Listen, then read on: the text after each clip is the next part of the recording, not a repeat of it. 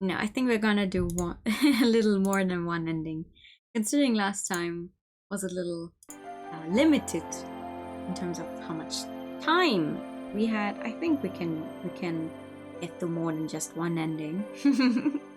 But thank you for the pad. Hello, hello. And thank you for just saving my game, even though we haven't even started yet. And the hydrogen and the posture check. Well, the posture check is a good idea, no? Goodness, okay. And the haircut. I figured out, by the way, I don't think, well, I kind of doubt it spotted anyone else except for me, because I am one person who can look at it the most. But recently, it's been kind of bothering me how a lot of time when I look this way, okay, it's not happening right now, but when I look this way, the eyes seem to not really open. I think I figured out why. It's because I'm currently always starting to stream while the sun is slowly going down, and I still have my blinds and everything open, so the sun is reflected off my glasses, so the tracking is like, what the fuck do you want from me? All the redeems, hello, yeah, hello. Yeah, it's been bothering me recently. I couldn't figure out why, because I didn't change anything in the settings, and I think it's quite literally a glasses fault that I've never had before. Because I've seen many people go, oh, if you wear glasses, how do you go with all the how do you do with all the tracking, blah blah blah? And I'm like, never had a problem despite wearing glasses, and I cannot stream without glasses because I wouldn't be able to see anything. I think this one could be it, actually. I think this one could be it. Tracking is getting blinded. Basically, my glasses are very much the glasses themselves. Well, the glass in the glasses. I hate the English language. Are pretty expensive simply because of how bad my eyes are. But I've also invested in getting them like made thinner than the glass would be in and of itself, because if I didn't do that, I wouldn't even be able to wear the specific frames I have, because the glass would simply be too thick and heavy. And while I'm already doing that, I also always, I don't know what the word is, but make it sort of less reflective. Because if you get really cheap glasses, you could also have the problem that everything is reflecting very much, and these are still reflecting. There's simply no way to fully get that out of the glass. It's just not possible.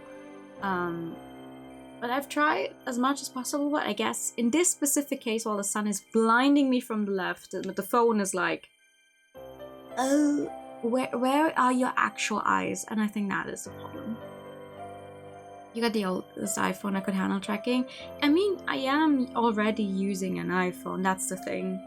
I'm already using an older iPhone that I still have, where I'm absolutely destroying the battery life, because this one is practically like just charging all the time, because, you know, it takes a lot of power out of it.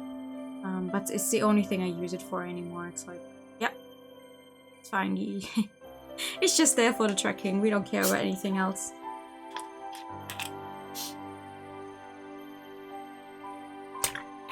But yeah, we'll come back to Without a Voice. Last time we started the game and we also got our first ending, which was ending number 1. We are simply going to proceed in the same order. We are going to go for ending 2, ending 3, blah blah blah. So I wonder how many more endings there are that end with us dying in some way, because the last ending certainly was a thing.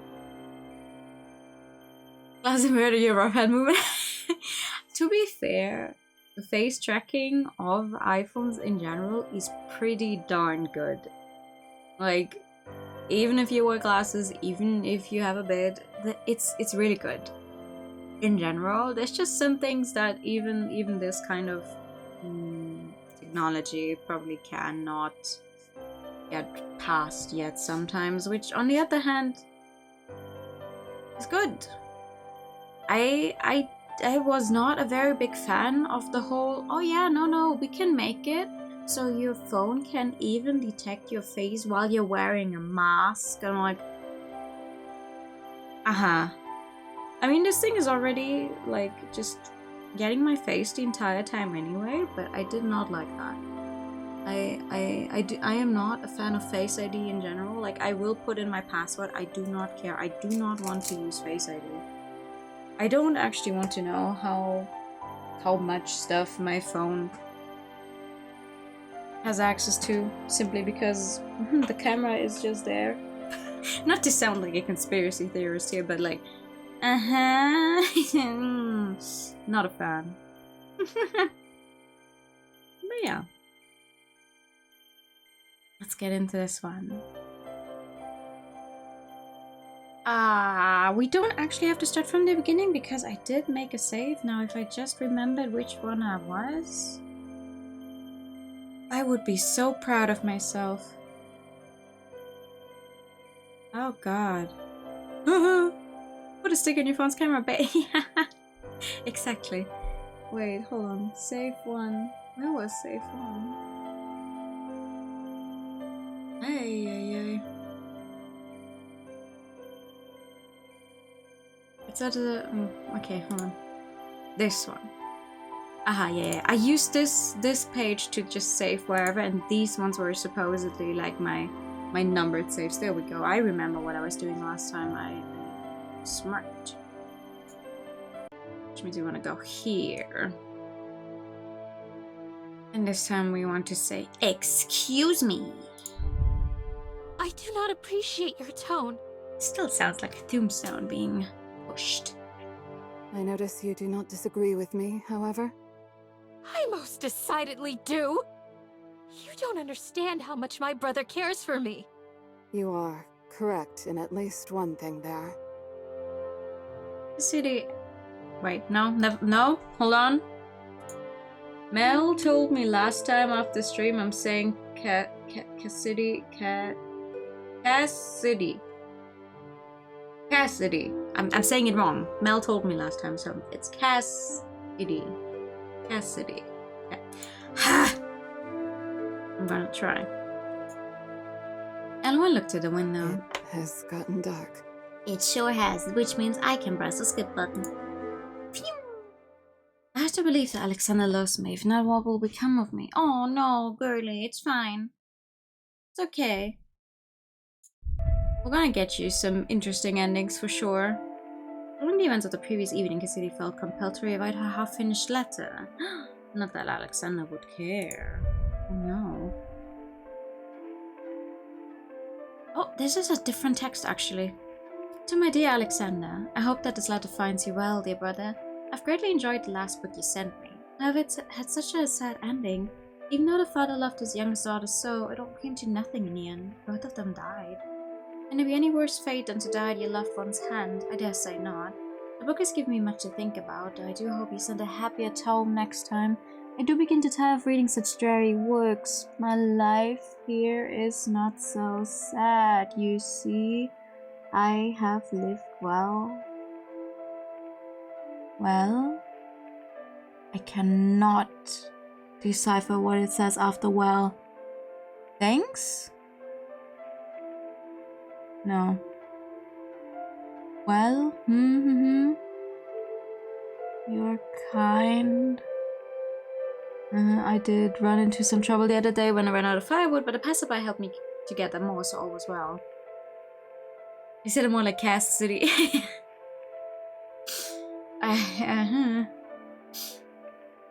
Cassidy finished the letter without much of a fuss. She wrote briefly of Elwyn, passerby, helping her find firewood. Most of the contents, however, were in regards to the book she recently finished. Perhaps this will encourage my dear brother to send me more. Speaking of books, because I cannot help myself, I did end up buying more books on Saturday. Because when you're in the city, you obviously go to a bookstore as well. Only to just earlier realize, god fucking damn it, I haven't actually read read a single of the manga that I've most recently bought. No, that's not true. Wait, that's not true. I did actually read 2 of the ones I most recently bought immediately after buying them. One of them being the first first volume in a shoujo manga that sounded interesting when I saw it online, and I found out it's literally coming out right now in Germany as well. And the other being a single book where the main character figures out their that they're being asexual and growing up and then coming to university and also meeting like other people, like this whole this is an entire thing that exists and I could be this, and also meeting other people. This one was really sweet. This one was very sweet. Don't bonk me, I know. I know. I am simply going to make it my goal again to like read one singular volume at least a day. It's only the whole just getting started with it. Lesbians! Yes. Lesbians. I wonder why she does not eat. Perhaps these are not to her taste. Seems a waste when a safety crackers purposely in order to be a good hostess when next she came. But she was confused. Cassidy quietly ate a cracker or two before putting the tray away. Two women talk. Okay, this is the same. Hello! Good evening. That's so terrible. This country is lovely. It's a good thing to be among nature like this. How can you be so positive? Aha, yes, it's part of my defining character trait. Oh, I wrote his fault. He could have let them kill me, but I'm alive thanks to him. That's the only gripe I have with skipping text. The text box it stops on automatically gets skipped in terms of voice line. I've previously stated my belief that you are kind and good. Perhaps you are a fool. Alexander, if only she knew as I do, then she would understand. I still don't trust the brother, by the way. I know I said this last time many times, but I still don't trust the brother. There is a treasure that can't be bought. I get that amount of books in one stream, I would die. We would be here for like an hour of just bonks. Like, queuing up and just bonk, bonk, bonk, bonk. To be fair though, I do still want to remember when I posted when I was starting to finally like collect and make that full list of all the books I own. At least I'm sticking with the whole, I'm immediately scanning all of the ones I buy new, so I still only have like the one shelf left. It's the one shelf I'd have to like get on some kind of stool for to get up there and like get all of them out of the shelf again to scan them. But once I've actually done that, the only other thing aside from reading them I have to do is like rework some of the titles and pictures, because some of these, just because you can scan the ISBN code, doesn't immediately give them like the full proper title, or sometimes it gives them too much where it's like the title and then an entire description in the title box where it should not be in a title box. But I'm getting there. The only other thing I have to do is actually read them. What I also finally did is I bought the last 5 volumes of Haikyuu that I've been missing for these past few years, because I had them up to 40 and then the last 5 I've been missing. And you know what the worst thing is? Haikyuu has been done for a few years now, actually. It's been literally years since Haikyuu ended, which is crazy to me still. The manga. The English edition also ended very shortly after the original Japanese ended, so they were very up to date. The German edition is now finally at volume 38. 38 out of 45. I have a very personal gripe with specifically the German edition of Haikyuu. The other one being because of the short text on the back side. It always says, you know, an ace is an ass in German, which is written like ass in English. So every time I see the back of that fucking book, I'm like, yeah, ass. Good. Very good. No, I have a very personal gripe with the German edition, which stems from the fact that I bought the English edition like a week before they announced the German one. But nowadays I'm like, okay, you know what? I'm glad I bought the English edition, because the German one is still not done. Anyway, enough about Haikyuu. Cassidy was puzzled both at herself and at Elowen's odd behavior. What do we want? What a shock that was. I had thought her a refined, elegant personage, but her rage was palpable and quite unseemly. I must ask her about her own life. Yes. We know so little about each other. It's no wonder she would react that way. Very true, you could talk more. Do you remember the sentence about marriage? Just like the Pokemon Ace trainers, I hate it. I hate it, S trainer. I don't want to marry. Never considered marriage even before my exile. Can a noble royal from another nation be content with a wife who has been living in the woods? Can I even be content myself in such a marriage? Well, I'd rather you not have to marry someone you don't like. Are you sure? Are you certain it's poisonous? I have no doubt. I've lived in these woods for a long time. A long time, she says. She still isn't eating anything. She had plenty of tea earlier, but maybe she's fine. Perhaps she's too polite to say that it's not to her taste. Ah. Can you be... How can you be when you didn't eat anything? I simply am not hungry at this very moment. Or maybe you're not hungry for human food. I see. Glad to sleep on the divan or on the ground. I'm not choosy. Oh, that won't do at all. You're a guest. We're going to sleep in the same bed, obviously. Yes. Ooh. Okay, why the hesitation? It's a simple question, isn't it not? Why does she have such trouble talking about it? I suppose my own situation was not so simple to speak of. Has your family gone away? Elowen, with her mouth in a grim straight line, stared at Cassidy. It is a trying subject. Oh. I'm not quite sure where to begin. To be fair, we've only known each other for like 4 days. I think asking someone about the exact circumstances of the family is a subject I would not necessarily choose here.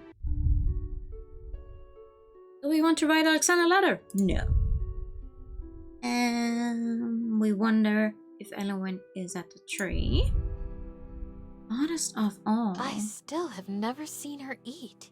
Oh, this time we're very focused on her not eating, huh? Thinking it all over, Elowen is strange. She's rather strange. Then again, there's nothing normal about my situation either. Okay, last time we went for the whole truly monstrous thing and we got our heart eaten, so let's maybe not do that. Presently there was a knock at the door, startling Cassidy out of her deep thoughts. It was a short knock, a signal for a letter not accompanying a box. A letter? So soon after the last? Oh. The letter brought another thought to Cassidy. If I leave here, if one day Alexander allows me to leave, what else awaits me? Is a political marriage truly my only means of escape? I'd also die. I mean, what? Okay, wait. I need a net to save here. Go. And this time we want to go for I will trust in you and wait. She knew the truth, perhaps, yet she was afraid to accept it. Without her love for her brother, her loyalty to her kingdom, she was nothing. Alexander, I trust that you will do what's best for me and for Veromir. Veromir. I will await your decision. Veromir, I definitely said that wrong last time. Good. Good, thank you very much, game. She could not think of Elowen, however, without feeling a twinge of guilt. She let out a long sigh. Her thoughts had taken her of a not-so-merry chase. If I dwell on these thoughts, there will be no end to them. She brewed herself a cup of tea to calm her nerves and began reading a new book. From time to time, her eyes went somewhat nervously to the window. Oh, that's the same. Hold on. When does it start being different? Aha! She doesn't go out. City considered going for a walk, but decided against it. Her foray into her own thoughts had left a shiver running down her spine. Perhaps Elowen needed some time to herself. Perhaps I ought to take some as well. and so she resolved not to seek the other woman out this day. Let's see. Maybe I'll have some tea. We love tea. She turned and was about to head into the kitchen when the front door slammed open. The exiled princess whirled around in alarm. Before her was... Ah! Okay, so you still seem a little monstrous tonight, milady? Elowen? Oh. Cassidy. It was the first time Elowen had said her name. Normally Cassidy would be overjoyed to hear it upon Elowen's lips, yet the Elowen before her now could only be described as a monster. What has happened to you? Elowen turned and caught a glimpse of her own reflection in the window. Oh no. That is not important. You must away. It's not safe. What? Horrified both by the implications and by Elowen's appearance, she took a few steps backward. Cassidy, are you hearing what I say? You must leave here immediately. Come with me. I will keep you safe. You keep me Yeah, we safe? don't trust her enough to go with her in this one, I think. She retreated further. Looking like that? No, what am I saying? I've angered her. She's angry. No. Cassidy turned and ran the last few steps into the kitchen. Everyone was fast on her heels, but Cassidy knew her own house well. There had to be something she could use as a weapon. Oh no! Something to defend herself with. Uh-oh. Cassidy! Oh no! The former princess's hand closed around the handle of a knife which she brandished in front of her. Don't come any closer, or I'll... But Elowen's momentum could not be stopped. She rushed forward. There was a dreadful sound, and then the shock of the situation overpowered her consciousness, and Cassidy knew no more.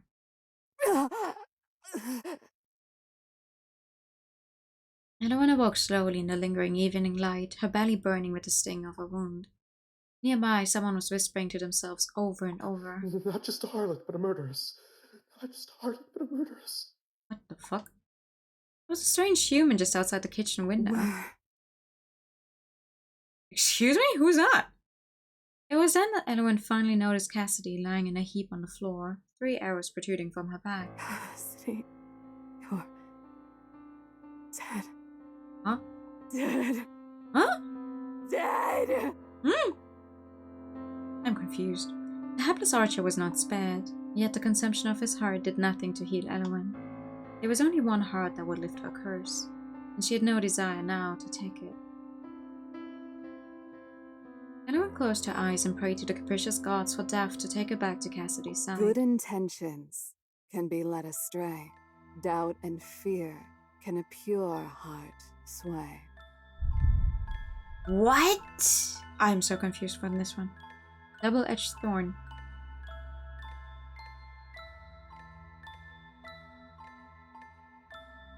Why did Cassidy die in this one?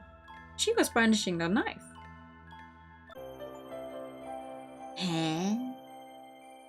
Okay, no, sorry. This one is confusing me. Didn't Elowen run into the knife?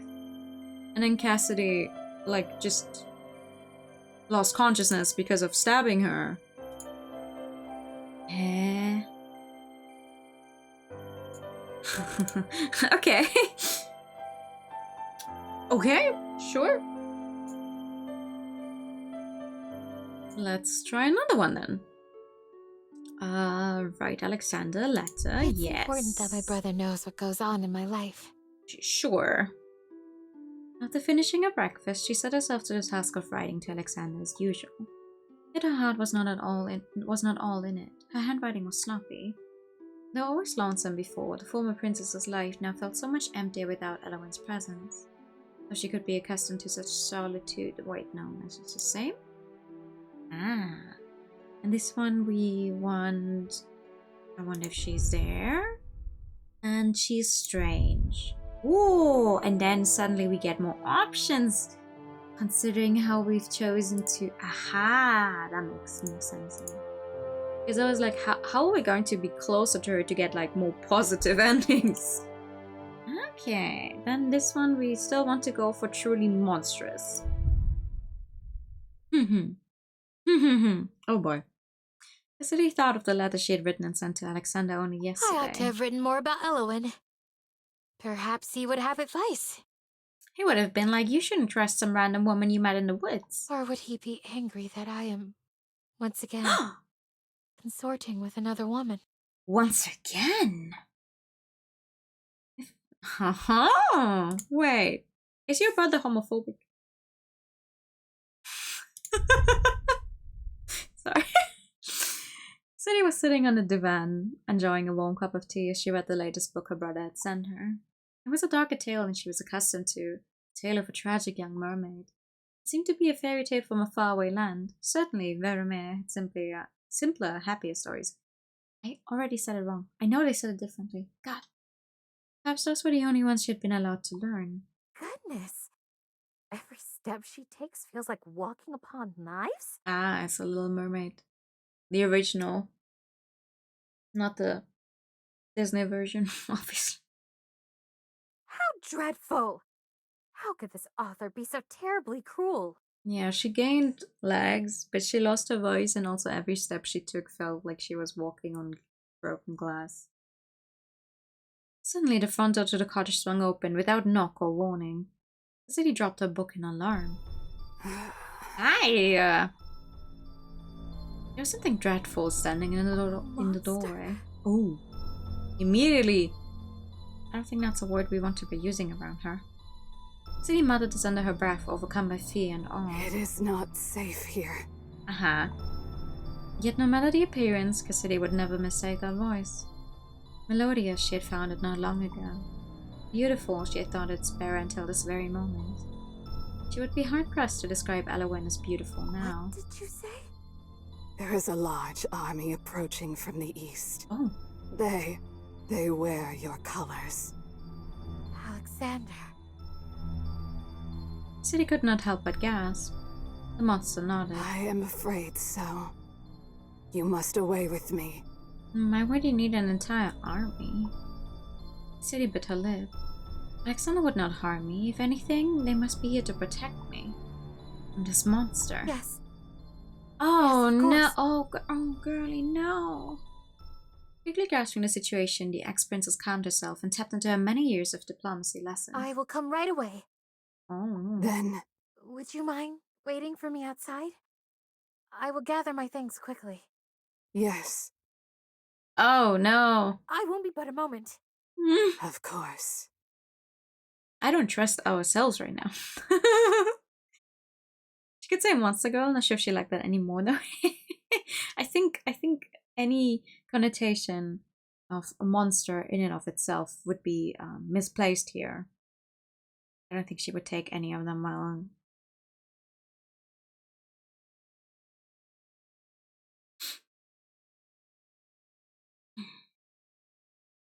The monster turned and left through the still open door, its movements slow and measured as always. As soon as anyone was outside, Cassidy flew forward and slammed the door shut. Cassidy. Oh no. Ignoring Elowen's sad, feeble voice, Cassidy locked and bolted the door. With good measure, she dragged the divan in front of it. The door shook as Elowen tried to enter, but it would not give way. Why? How can I possibly heed the words of a monster? You thought she was beautiful just literally yesterday. Who knows what you will do to me once you have me outside? She must be a demon, here to corrupt me. Just as Alexander said to the barons. I allowed your beauty, your charm to corrupt me. I have sinned. I will sin no longer. Why? Be gone, monster! Darken my doorstep no more! No. Elowen said nothing in reply, but then wordlessly the monster ambled towards the windows. Oh no! I didn't think about blocking those! The monster made no move to enter forcefully. It just stood there with the same blank look on its face. In some ways, Cassidy felt that was worse. And the night passed like that, with Cassidy pressed against the door in fear and Elowen standing in place, still as a tree. And then, watching.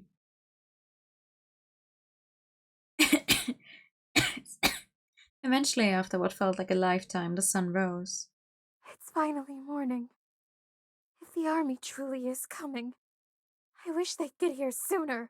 The day breaks. Oh, Jesus. I didn't think she'd still be there. Cassidy looked to the window in alarm. Could it be that Elowen hadn't slept either? Elowen stood there still, looking even more haggard than she had the night before. The monster's gaze was unfocused. It seemed not to be looking at Cassidy, but rather through her. I have failed. Oh, that's so beautiful, though. Wow, I love the artwork in this game. I'm covering the text box. Oh no, I would be squished. There's nothing I could do. Evening. I could not understand the most important thing. I could not convey my love without a voice. Without a voice. And so, this wisteria must wither in the harsh light of seventh day past. Before Cassidy's eyes, Elowen crumbled into wilted wisteria petals and dust. The monster, the woman, was no more. Deep in the wood, a wisteria tree once adored by a maiden withered and died away as well. When bargain is struck, its terms must be met, else take on your fate, and more suffering beget. Wee.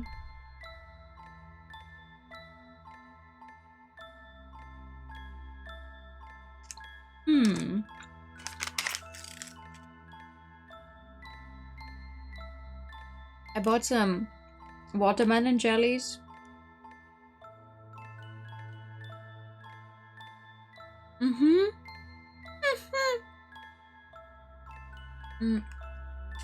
At the Asian store yesterday. They smell extremely fake. They also sadly taste like it. And the number one ingredient is just straight up sugar. But I already spent money on them, so I'm going to eat them anyway. This is Batman. This is Batman. No, this is without the voice. Oh. Okay, let's see. This one then.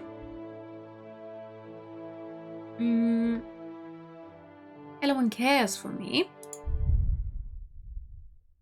And then I will trust in you and wait. Okay, let's see what this one's like.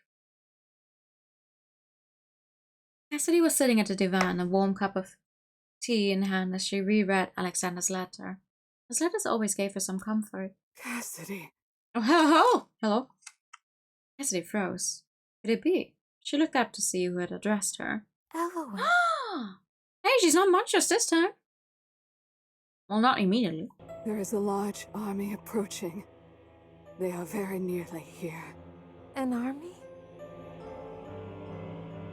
Cassidy giggled, shaking off her nervousness. There must be a training exercise. Or a war in a neighboring country.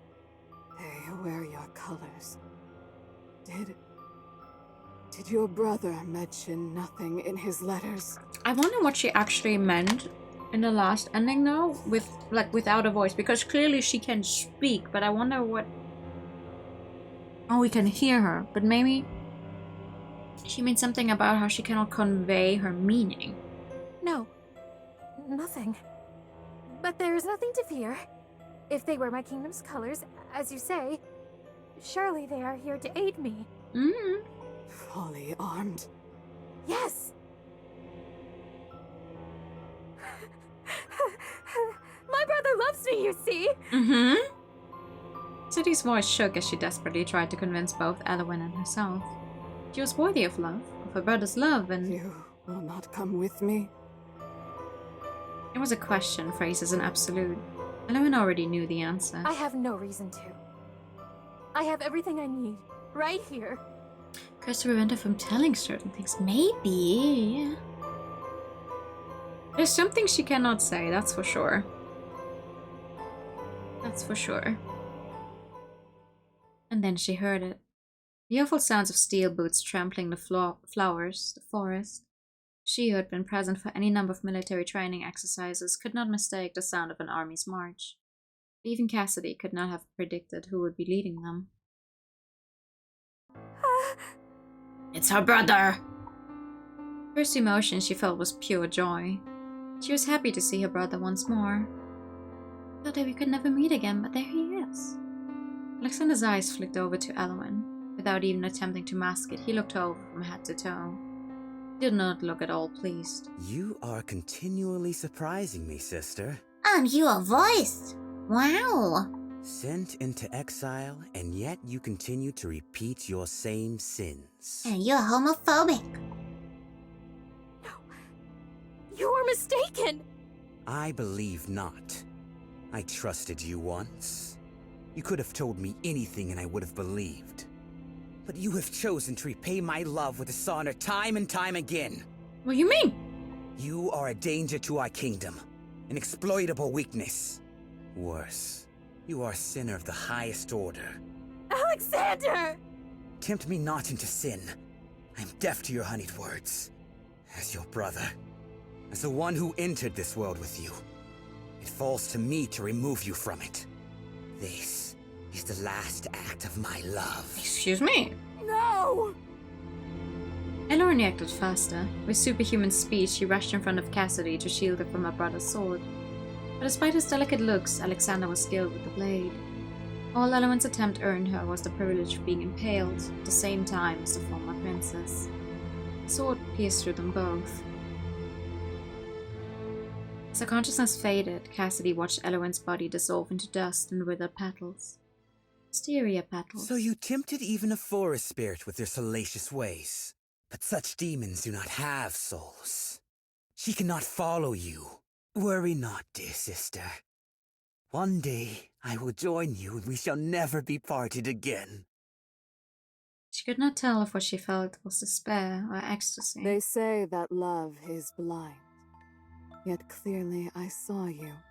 You say that you loved me, but that was never true. Oh! So it would seem, my dear, that blind love is deaf, too. Oh! That's a good one. Too late into your arms. Okay. I stand by my earlier statement. I don't like the brother. Alright. When cold, cruel destiny has... I do not like the brother.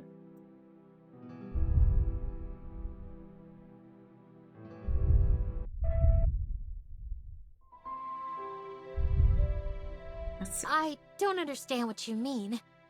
I certainly don't think you're frightening. Induced that earlier to get along with her brother, apparently. Oh, your earlier words seem to suggest otherwise. I was merely... Oh, never mind. How confusing you are. Still, how curious it is for us to be meeting here again. Yes. Okay, let's see. Excuse me. I want Alexander to see me at my best. Oh, I haven't used this one yet. Okay. I do not wish to disappoint him or bore him with minutiae. My original draft. She sighed, recalling the contents of the now ripped up pages. I pined far too much. I would never whine, of course, but my words were drawing near that. She was afraid to admit, even to herself, how much she missed her brother. Glowing eloquence, Cassidy composed a letter sure to show her brother all the deference he was owed. Oh boy. To my dear Alexander, I hope that this letter finds you well, dearest brother. I've been utterly depressed awaiting your next letter. My days are so dull, you see. I eat, sleep, and read books. The only thing that has brightened my days has been the acquaintance of a young woman who lives nearby.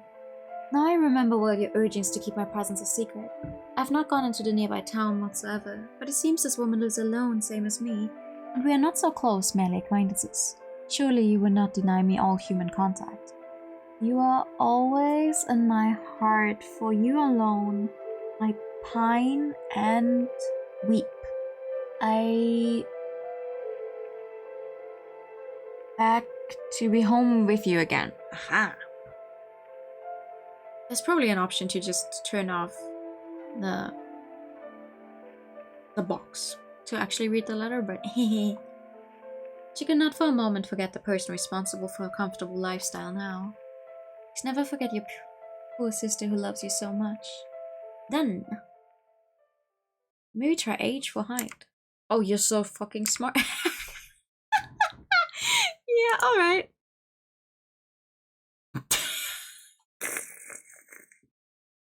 Finally, she gave the run of the envelope a kiss before addressing it to Alexander.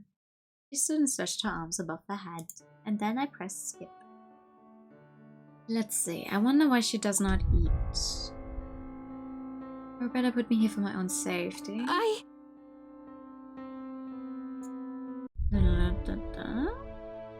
What a shock that was. How thoughtful. Suddenly Cassidy heard a rustling nearby. Oh? Hello. She looked up from her letter and saw Elowen standing a few feet away. Elowen. Hi. Princess? I am no longer a princess. It's a fitting name. Are you sure? And quite a hesitation. Okay, let's see what this one gives us. I'll have to be careful with the rest of my supplies. I guess I rarely ever really need to use to hide, like to use it and hide the text box. But it makes sense, yeah, sure. H for hide. The next shipment is a while away yet. I cannot feast with Elowen too often. That being said, it is not as if she really eats when she's with me. She doesn't. She really doesn't. When evening fell, Cassidy decided to go on a walk. It felt stifling somehow to stay at home alone after the night she and Elowen had shared. Some exposure to nature will do me good. It would not do well to dwell on my thoughts for too long. They're too liable to grow dark. Of course, part of her held out hope that she ran into Elowen again. Cassidy shut the door on her cottage and stepped out into the forest. It would be nice to show Alexander this view. Then again, there's no reason why he would come here, is there? Aside from trying to kill you, apparently. At least now I have Elowen's company to look forward to. Suddenly Cassidy felt a sharp pain in her back. What? Oh. Then she felt her body start to crumple. Strange. Why can I not remain standing? Oh! As she fell to the ground, she craned her neck just enough to see the arrow protruding from her back. And in a clearing just behind her, an archer, one who bore the colors of Vermeer. Your king sends his regards to his whore of a sister, who only played him false and toyed with his feelings. What? So he's homophobic and in love with his actual blood-related sister? What's his problem? She had no time to process these hissed words. Xander. He's like, ooh, how dare you make out with women when I love you? What's his problem? A sister loved her brother, but there were flowers she loved more. Her brother loved the notion of her, but he was jealous to his core. The Shadow's Grasp. He was one of the worst character we've seen recently. For real though, like, what the fuck? Is this the part about the implied incestuous themes? Is this what it's about? What the hell, actually?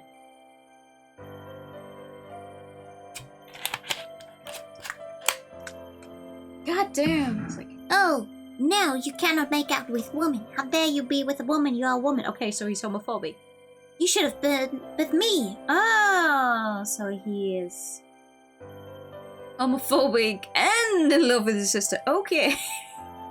Alright. Let's take this one and go for Did You Ever Truly Love Me? Ah, the rest of the story is lost to time. Did King Alexander completely erase his sister from history? And what of the maiden Anowin? It would forever remain a mystery. Oh, what? Perhaps you too will soon forget. Oh, wait. Oh, that was on me for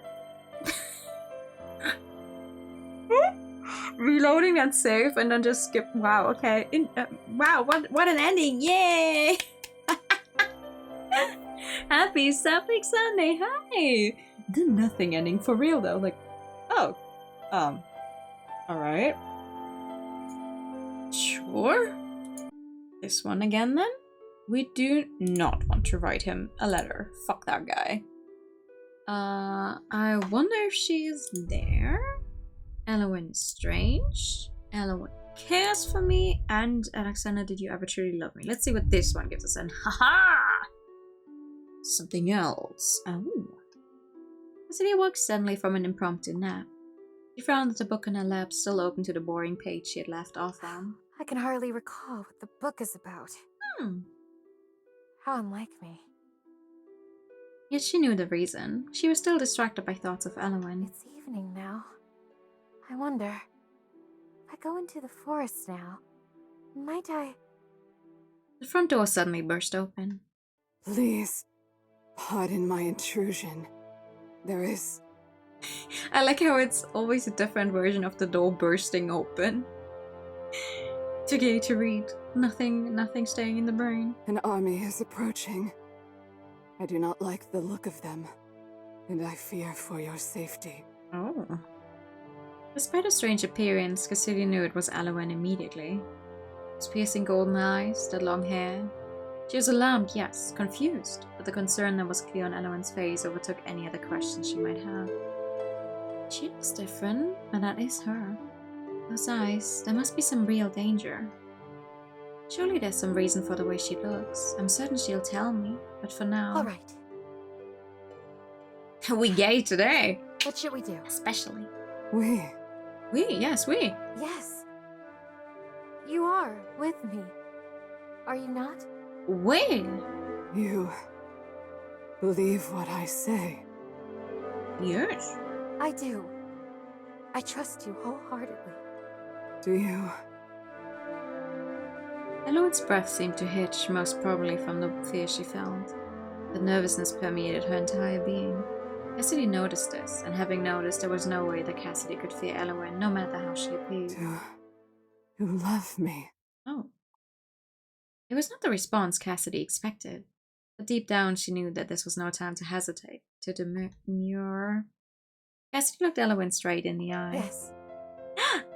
I love you. Oh! It was important that Elowin know that. I see. Oh! And so the frog is turned back into a dashing prince. Cassidy smiled warmly. Now will you finally tell me what is going on? Oh!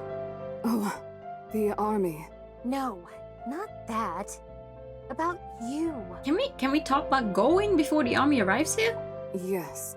You deserve an explanation. Who's the VA for Cassidy again? That would be...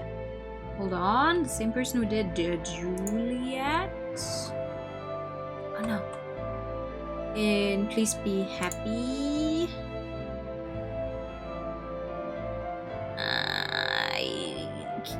Which is Shara Kirby. I was, until but a few days ago, a wisteria tree. The same one you often visited. Ha, I know it. I have lived in this forest for hundreds of years, mostly alone. At some point, I developed a spirit. I was able to observe the beings that passed through my life. Many humans came and went. I was lonely, but I was all right with the way things were. I was a tree. They were not. I was not to interfere in their lives. What changed? You love. You. Yeah. You and your silly ranting, your singing, your awkward couplets. That sad look you got in your eyes as you gazed at the horizon. I was smitten. Aww. Even after you realized that I wasn't so dainty as you believed? Yes. Perhaps I came to love you even more for all your flaws. Though I do not see them as such. I had to speak with you. I had to become human and be with you. I was consumed by that wish. And then one night, a little voice whispered to me, "Will you strike a bargain with me? Oh god. If you fulfill the conditions, you can become human." Yeah, but see, the thing about striking bargains with weird things around you that promise you to become human is that most of the time you should not have been striking that bargain because that thing is evil. Who was it that whispered to you? Witch. I'm not sure. A god, perhaps? Or a demon? A demon. It mattered not. I took the bargain. I was given 7 days. In 7 days, if you fell in love with me, I would become like you. Oh wait, so that's what the hard part. Oh, okay, yeah. Okay, if she gave you her heart, so not like the physical heart. Oh, smart. But in that time, I was neither tree nor human. I was not given human emotions. My human-like legs caused me great pain. With each step, it felt as if I was treading upon knife points. And every morning, I needed to take in the purest of sunlight to survive. Ah, that's why I never saw you in the morning. Yes, City was tempted to ask Elowen more, especially about the other side of the bargain. What would have happened had Elowen failed?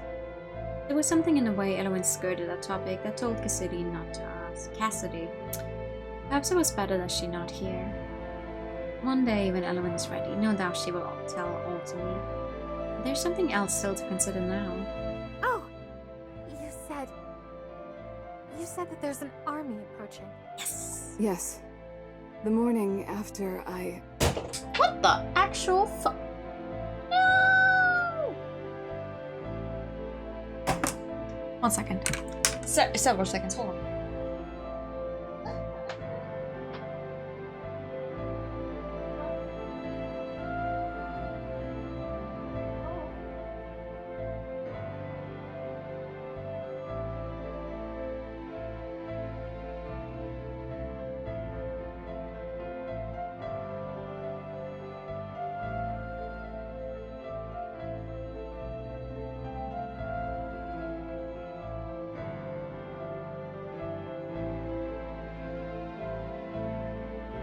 Jesus. My little doll that I posted a few days ago just for some reason decided to fall off the shelf. He's not leaving, and like his 3 headpieces fell apart, so it was like the fringe and the head fell off and the backside. It's all good, it's all fine, but like kind of just exploded behind me. I don't know why, because he is in a good spot. I don't know why he fell down. President text was, she needs sunlight to survive, so no, her name is Elowen. I see what you mean though with the font, yeah. spent the night with you. Suddenly Cassidy too was embarrassed. That morning, as I was leaving, I noticed a man crouched outside your cottage looking in. Ah, he must have been one of my brother's agents. Ah. This does not bode well. I am not certain that my brother will act so quickly. But the Barons, perhaps, in their eyes, I have outlived my usefulness as a political pawn. Those soldiers may be coming to bring me back to the castle. By force if necessary. Or kill you. Oh dear. You do wish to return home, do you not? Cassidy laughed in self-derision. Had you asked me that a week ago, I undoubtedly would have said yes. However, I cannot return to Veromir. There is no Elowen there. Alexander would never allow you to come. Fear we would never meet again. Cassidy, It was the first time Elowen had said her name. Cassidy did not let that escape her notice. I will not go, Elowen. I do not want to be without you. Yes. Elowen nodded. all right. There is only one thing we can do. She explained the plan to Cassidy, who accepted it with a few adjustments. Soldiers arrived the next day to a frightful scene. In front of the house, Cassidy lay sprawled on the ground. There was blood everywhere, a knife protruding from her abdomen. A group of soldiers inspected the body, leaning in for a closer look. What is the meaning of this? The princess is dead. No doubt oft by the lover we heard about. The harlot deserved no better. Still, I do not envy the man who tells King Alexander the news. They proceeded to argue over whether or not to bury the body, ultimately deciding that it was well above any of their pay grades. Once the investigation was complete, they left the place. I would not ever be one of those knights. Cassidy inhaled the biggest gulp of air of her life. That was close. I thought my heart would stop. She heard Elowen laugh from nearby. It's not funny. I never dreamed they would get so close. Still, it's good that they did. Now there can be no doubt in their minds that you are deceased. The only question is, what shall we do if they come back? That is precisely why we must now enact phase 2 of my plan. Oh. Your plan? Come now, let's not split hairs. Phase 2 is entirely my idea. Of course, as I have not heard of it. Phase 2? We go on a trip! A trip? Well, I mean, yeah, if the princess is dead, he's no longer going to send any supplies out here. So you guys need to find somewhere else to live anyway. Yes! You have never been anywhere but this forest, correct? I'm so sorry. Well, that is true. Wouldn't you like to see the world with me? And once we've had our fill, we can return here. I'm sure after enough time has gone by, they will be fully convinced of my death. There will be no reason for my brother's agents to return, and we can live here in peace. Knighthood often came at a great cost. Yeah. Absolutely. Yes. Yes. I must say that sounds absolutely lovely. Cassidy took Elowen's hand in hers. Elowen, you know, all my life, I only did as my parents wanted. And as Alexander wanted. I had resolved myself to being trapped forever. Yet now I am able to do as I wish. It is all thanks to you. Hell yeah. You are mistaken. If not for you, I would still be a tree. It is I who must thank you.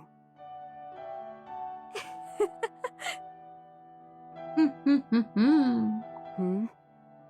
If we can argue about who is more grateful to have met whom, I believe we are happy indeed.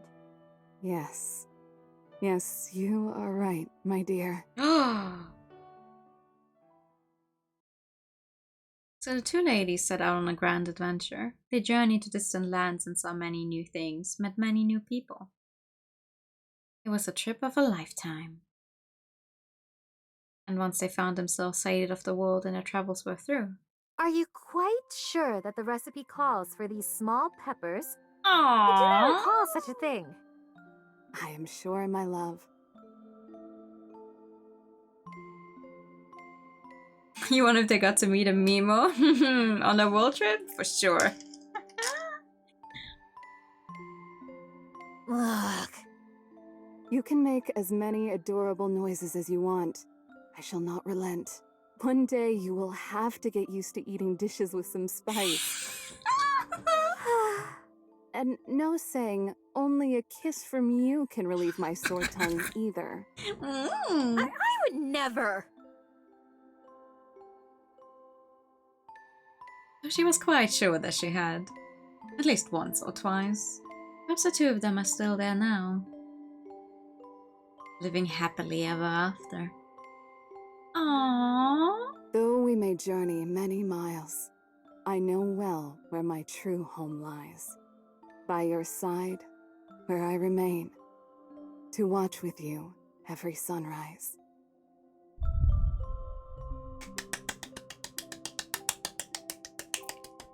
Yeah! Truly free ending. The hair being a bit different for sure. Oh, that's so sweet. Good ending. Wait, but there's one more. Yeah, thank you. There's one more ending to be gotten. Okay, we want to write a important letter. that my brother knows what goes on in my life. It really isn't. Your brother is weird. We wonder. But wait, there's one more. I wonder if she's there. Elowen is strange. We are now going to be going for ending 8. We were going in order 1, 2, 3, 4, 5, 6, 7. Elowen cares for me. How long must I stay here? Yeah, your fave. Yes, it's the last one. It's the last one we have. How long must I stay here in the forest? Will I forever be here, atoning for my mistakes? Well, let's see. Let me have a sip real quick.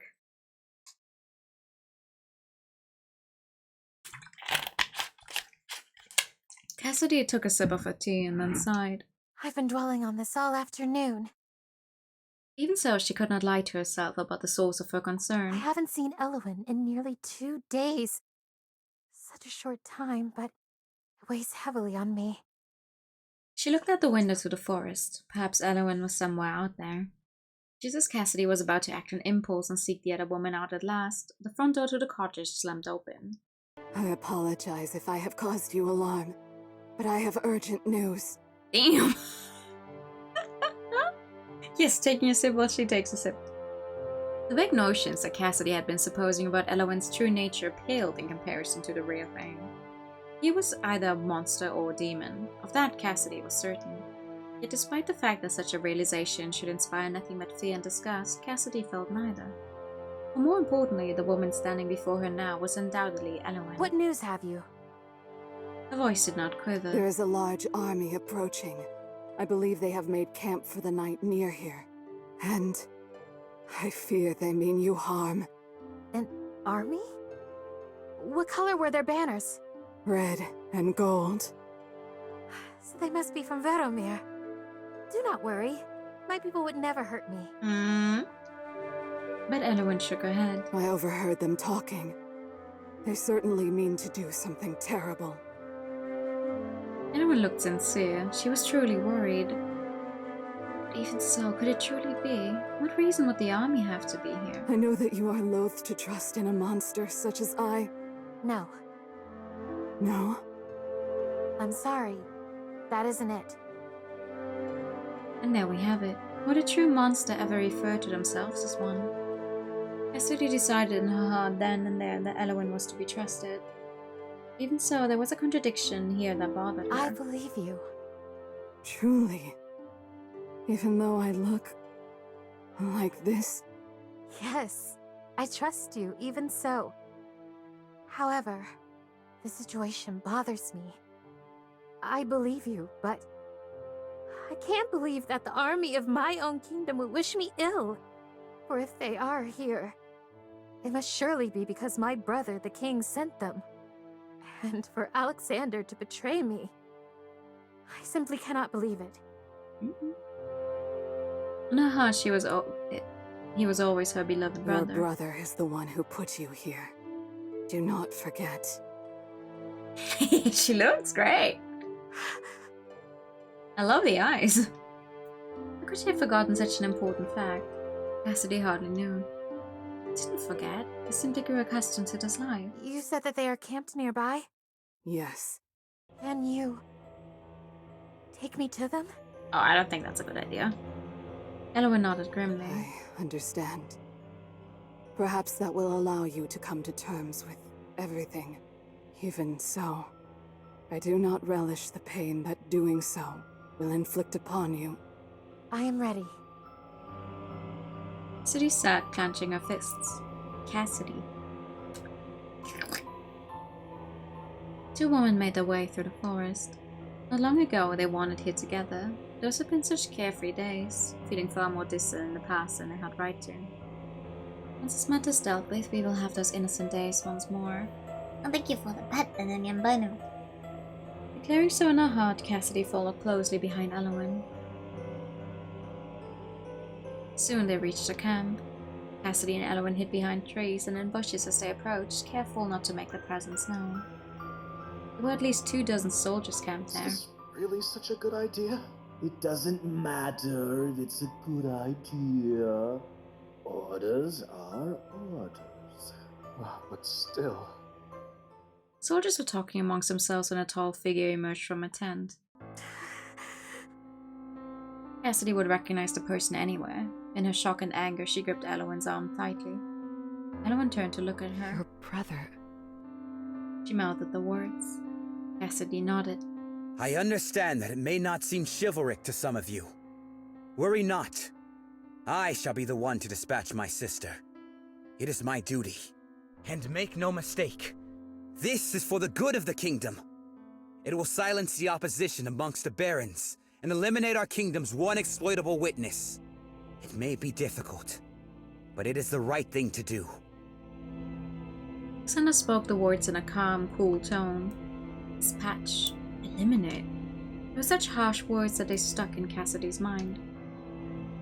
So Alexander came himself, and not to visit, not for my benefit, not even to help me. He came to... Cassidy was overcome by a feeling she had never before felt in her life. Rage. It was an indignant rage, an all-consuming, angry sort of despair. Once she had loved him. This was her twin brother, one whom she'd entered the world with. She would have given him anything. Except her life. This is what I wanted about earlier. In the other ending when he was like, oh, we entered the world together, so I was like, wait, you guys are twins? As Cassidy gripped tighter onto Elowen's arm, the other woman began to change. Her appearance softened, became more and more human. Whatever essence was taining her seemed to be draining away. And instead, the same essence. So, this was also an option. Oh? Elowen muttered to herself so softly that the exiled princess did not hear. Then she spoke louder. Cassidy, Yes? shall I help you wreak your vengeance? Can you? Yes, but you must stay with me. Damned as we may become. I would gladly walk through the flames of hell at your side. Revenge or no. It was all Elowen needed to hear. A declaration of love in its own right. She allowed her essence to flow freely now into Cassidy. The pair together began to change form, growing more monstrous, more powerful. Woo! The soldiers did not stand a chance against their combined might. Do you wish to kill him yourself, dear heart? It is, perhaps, your duty. On either side of them lie mounds of corpses, but front lay the greatest prize, King Alexander himself. No. It's all right, Elowen. Alexander in his terror could not utter a single sound. I am better than him. Go. Never come here again. As of today, you no longer have a sister, and I no longer have a brother. And so the king returned, broken and stumbling, to his kingdom. He would never forget, though none believed him. Even on his deathbed, he continued babbling of beautiful demons. As for Cassidy and Elowen, Goodness. I have no idea how your hair gets so tangled. Oh, that's all. Ooh.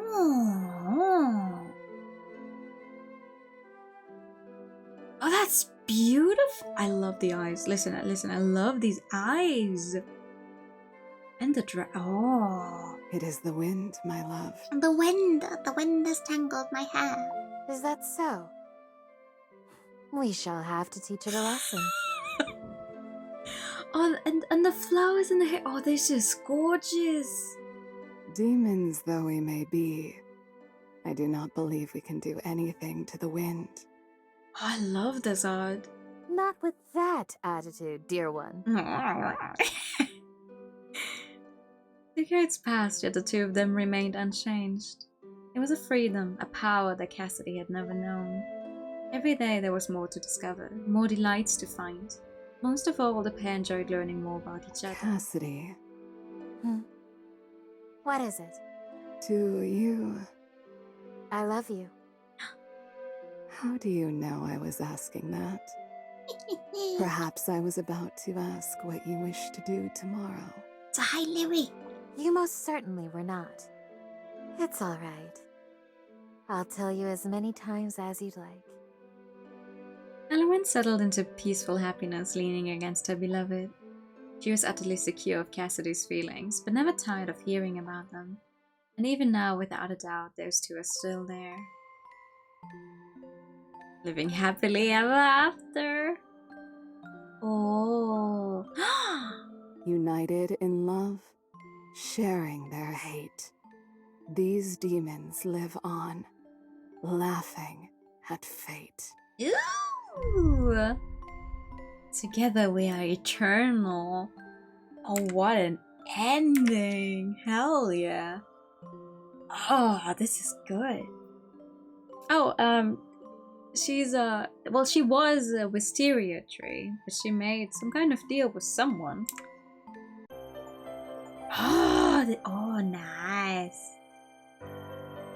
Obtained all endings. Ooh, wait, did I really? Did I? I did obtain all endings. Wow.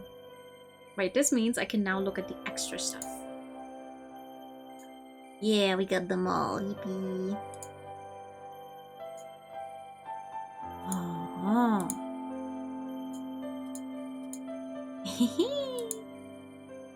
That means the tree you were so. Yeah. Wait, I want to see this one. Oh. I do have to say though, I do not understand how she died in this one, because she was the one holding the knife, and then she lost consciousness, but she was the one holding the knife. So, I don't understand for this one, but okay. Oh. This one is also really good, this art here. I love this one a lot. We're not done yet, by the way. Hahaha. But, oh. I like this art here very much. Or something. She could reach in time with a knife. But what exactly killed her then? Princess cannot trust the demon she's killed. As Elowen attempts to warn Cassidy, she's overcome with terror and fear for the monster in front of her. She rushes to defend herself, and Elowen is stopped in the moment. When Elowen comes to, Cassidy is killed by an archer from a king. Oh, okay. Okay, that's just it. Okay, there we go. No, it's... okay.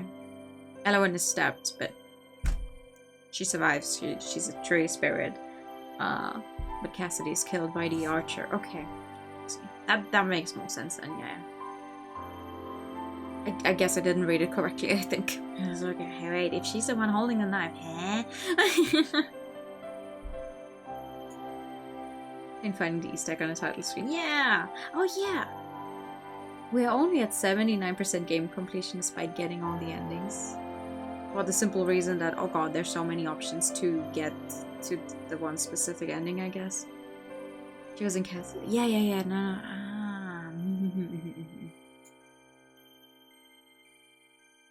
Hell yeah. Okay, wait. So, extra stuff. Art book. Oh. But you can look at the art book in-game as well. Oh, key visual. Ooh. Thank you for supporting us as the official art book for... Am I even allowed to show this? Oh, that's a lot of stuff. Ah, quick guides to getting them. Okay. But the others all count as bad endings and only the last two. Okay, okay. The spoilers ahead, so please complete the game if you don't want to be spoiled. To the right is a spoiler-free guide to each ending with a more detailed guide on the next page. Without a Voices, a game that started development in 2016 for Yuri Game Jam. We missed the deadline but loved the project so much that we continue development. It's been a wild road with the major life events for all of us, but we made it in the end. Without a Voice is a special project I've been working on since 2016, originally planned to be created for Yuri Game Jam in 2 months. It's taken much longer than that, but I'm here now with something I really believe in and love, and I want to thank you all so much for waiting patiently. I hope you enjoy the game and the art book. You may know me as Eddie Rosa these days. Yeah! That's very true, because I was like, they're called L3? Where's the L come from? Oh. Goodness, okay, that is a lot of stuff to get to the specific endings. Whole username, yeah. Cassidy, the protagonist, an exiled princess and the eldest child of the Vermeer royal family. Cassidy's nice, but rather clueless and struggles to live on her own due to her pampered upbringing. Her image flower is the red poppy. In coming up with the heroine, I think cuteness was a very important factor. Cassidy is adorable, if a little silly and clueless at times. I just love her character design. I feel that it's easy to understand why Elowen would fall for her so quickly. Can't help but relate to her in her character development. It's hard going from being sheltered and naive to having to fend for yourself all of a sudden. Oh. Because Cassidy was so sheltered and pampered before she was exiled, she doesn't know a lot about the world. She hardly even understands herself. This makes it interesting as the player to be able to make choices that affect her world outlook. That's why the choices weren't designed to be so much like gaining affection points, but more like influencing the way she thinks about the world and the people in her life. It's an intricate balance, but if you think about it, your feelings of trust and your knowledge really affect the decisions you make. At the very start of development, there weren't many details about the setting or the characters. We called Cassidy the human girl and princess at the start. Pretty much the one thing we did agree on is that at least one of the girls would have long hair. Lani immediately wanted long fluffy hair, which is why every single Cassidy concept essentially has the same hairstyle. True, I'm covering it, but there's actually one where her hair is red and one where her hair is black. But I'm covering it, I'm sorry. As I thought about making her Korean princess, Hanbok is so pretty. Tried out a couple concepts in that direction. We ended up picking our final direction pretty quickly because we thought we were working on a time limit, and that was it. And now she becomes such an important character to me. She's been my social media avatar for around 3 years now. She's not the brightest girl, but she really is lovely and doing her best. Wait, hold on, is she still? No, right? No. Yes. Oh no, she very much still is. Or maybe again, I don't know. Oh. Oh. Ah, that's lovely.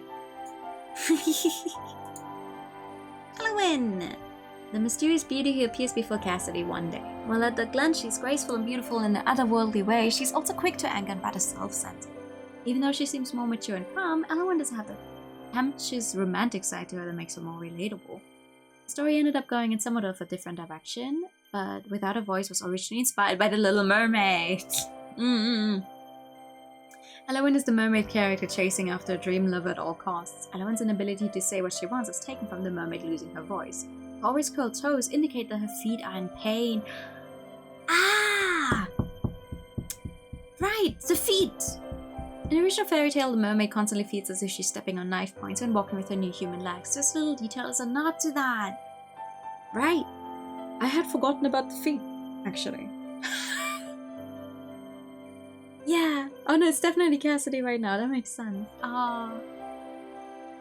Most of the time, with girl x girl couples, you have one girl with long hair and one with short. But aesthetically, I just love long hair and remember us talking about the character designs and being like, screw it, let's let them both have long hair. So true. Elowen is the title character, the one without a voice, while Cassidy is the heroine. Elowen's role in the story can't be overstated. She's quite grounded, and balances out the more innocent, fanciful Cassidy. She's been through a lot in her long years, issues only hinted at in the story proper. But that mystery is part of her allure, no? Elowen is a wisteria trick. Wisteria represents devoted, even obsessive love. There's a tragedy at the heart of this family of wisteria trees, of which Elowen is the last remaining. She's been alone for a long time, and Cassidy's appearance in the forest brings out both the best and worst in her. And Without a Voice, as Cassidy develops and grows up, Elowen instead has to break down. It's a very intentional juxtaposition. Oh. No, with Cassidy and Elowen, like it's... That makes sense though. Like at some point, if it's something someone has been using for a long time. The only things I really knew about Elowen at the start were Wisteria and Trey. I wanted to make her look fantastical and goddess-like. I'm not sure if I succeeded in that, because the dress is much more likely to exist in Cassidy's at a modern dress shop, but I love how she turned out anyway. I was really into half-lace clothing at the time, and honestly, I think I still am. It's very pretty. I think she gives off goddesses vibes. No, definitely. The headpiece. For me, it's mostly the headpiece, I will admit though, like the headpiece. And it being a long, flowy dress, I think. Since Cassidy had long hair, I decided to test out short hair for Elowen. Picking colors for her was an ordeal, if I remember correctly. It was very stressful, and I was really worried that none of them would be right. It turned out Laura loved the very first test I did, so we were ready for asset creation really quickly.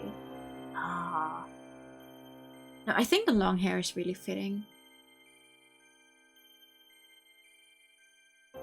I mean, she could have worked with short hair, I guess, but I like the long hair. Veromere. In the original design document for the setting, I put forest, undisclosed fantasy country with 70 to 1800s feel. That about sums it up. Well, we came up with the name Veromere after it. Doesn't it sound nice and fantastical? I imagine it's a typical fantasy country with a monarchy. Cassidy and Alexander, two of many siblings, but they're the eldest two and particularly close to one another. Cassidy may have been queen were it not for her indiscretions, and her scheming brother, of course. Alexander, Cassidy's younger twin brother. Compared to the flighty, easily influenced Cassidy, he is stoic and seems to be on the straight and narrow path. But there is a sort of madness within him that's been simmering for years. He and Cassidy have always been extremely close, but there was a period of time when he was away from the capital to go to school. The two corresponded through letters even back then and have continued to practice since Cassidy was exiled. It seems that her twin has the best interests in mind, but what are his true thoughts and feelings? Disaster son! Disaster son alert! When I first drew Alexander, I knew it was a manipulative little disaster, but honestly I didn't know the extent. I told myself that I'd do a properly rendered portrait of him one day, but his glasses because I wanted him to. So true. Awful man! What an awful son! We don't like this man in this household. Alex is one of my favorite types of characters. He's just terrible. I wish we had more time to explore his character in the game, but the story is not about him. I hope everyone can unlock that little glimpse into his mind. It's hidden deep behind a rather specific set of choices. Thank you for the praise! Alexander's an obsessive person through and through. Everything has to be exactly the way he wishes it. If he can't control something or someone, he'd rather it be destroyed. Of course, he'd rather destroy it with his own hands. That pretty much sums up his relationship with Cassidy, but it also means that he's probably a terrible monarch. Alexander lies to himself that he loves his sister, that she is and will always be the most important woman in his life, but he can't stand for her to be happy without him. A character that is meant to be unlikable is a very well-written character. If you truly are like, just like, oh, I hate this guy. It's like, okay, yeah, he's definitely well-written. He's awful. Key visual in 2019, the key visual in 2000, and oh yeah. Yeah, because I kept wondering, I was like, wait, In 7 days, the Wheel of Fate will splinter, 7 days for better or worse. After 2 and a bit years, I wanted to make a new key visual to better reflect the art in game. Maybe it's not as provocative as Elowen needs Cassidy's eyelash, but I think it's neat. I chose night lighting to fit the dark fantasy Yuri VN subtitle. I am back in 2024, drew it again, same for the picture and the yeah. It's this gorgeous art. I will say this about every single piece of artwork I ever see from Adi Rosa, but it's always like, oh, gorgeous art. Artbook cover 2024, tale of two women intertwined by obsession and love begins in the depths of the forest. Another illustration made in the final development stretch for the cover of this artbook. I really love specially shaped compositions, and I'm glad I found one that would work for this. Cassidy's image flower doesn't usually make an appearance, but I'm glad I could paint them in. Oh. What I find the most interesting... Oh, I'm sorry. Wait, hold on. Let me actually just... So you guys can actually see this one over here. In 2019. I'm covering like half the art.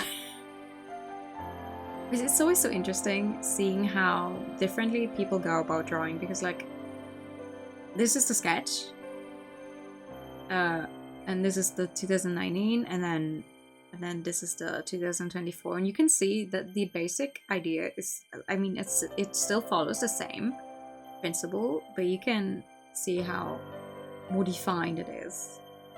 It's like in the 2019 version, it was only one arm that was shown, and in this one you can clearly see both of the arms.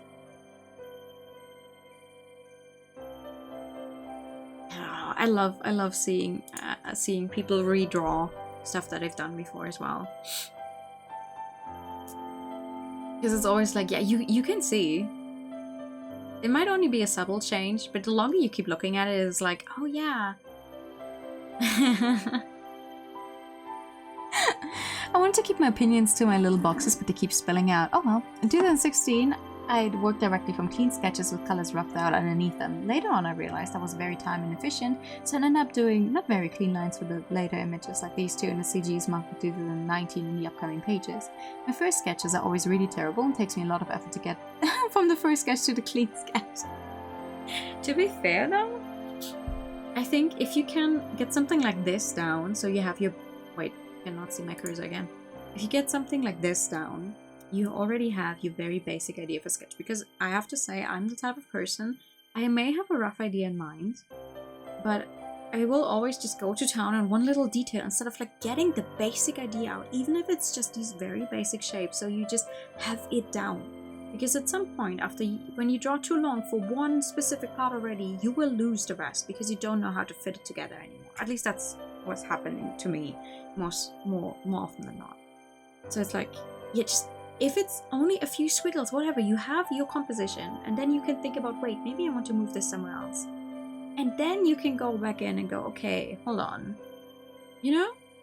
This is very good. I think. Oh! Key visual 2016-17, the line between obsession and love is hard to distinguish. First sketched one day after having a very vivid mental image lying in bed, this illustration took a very long time to complete. No, Elowen isn't eating Cassidy's eyelash. I'm still pretty happy with this image. I think it captures a certain essence of Without a Voice, its own in this key visual. That is tasty, ah!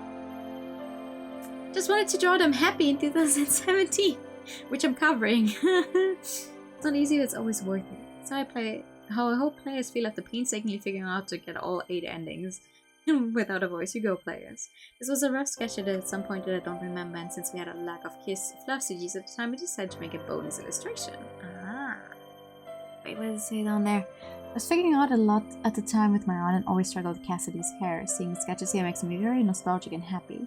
This game was the very first game that I was in charge of the characters from sketch to color, and honestly, I had no idea how to draw characters into acting. I didn't know how to draw real actions and real situations. It was an interesting time. I still struggle with it a lot. I'm still figuring things out, but I think we've come a long way. Oh, I've come a long way since then. I cannot read. Yeah, I think it's... Yeah. Characters interacting? Drawing characters right next to each other? Yes. Making those characters look like they're actually like in the same thing, doing something together. Ooh. First meeting, fateful encounter with a mysterious woman. The beginning of the CG fix-ups. Lots of people in the end I've seen will say finish is better than perfect, and I agree. I really do. But when the opportunity was in front of me when I was adding new expressions, I couldn't stop myself. And then from there on is history. I think it's worth it at least. I'm happy with the CG as it is now, and it's always fun to compare to my younger self. I also, as part of the then already over game jam, pushed myself to do every CG in one day, so the signs of fatigue are kind of obvious in the original CGs. In one day! Jesus Christ!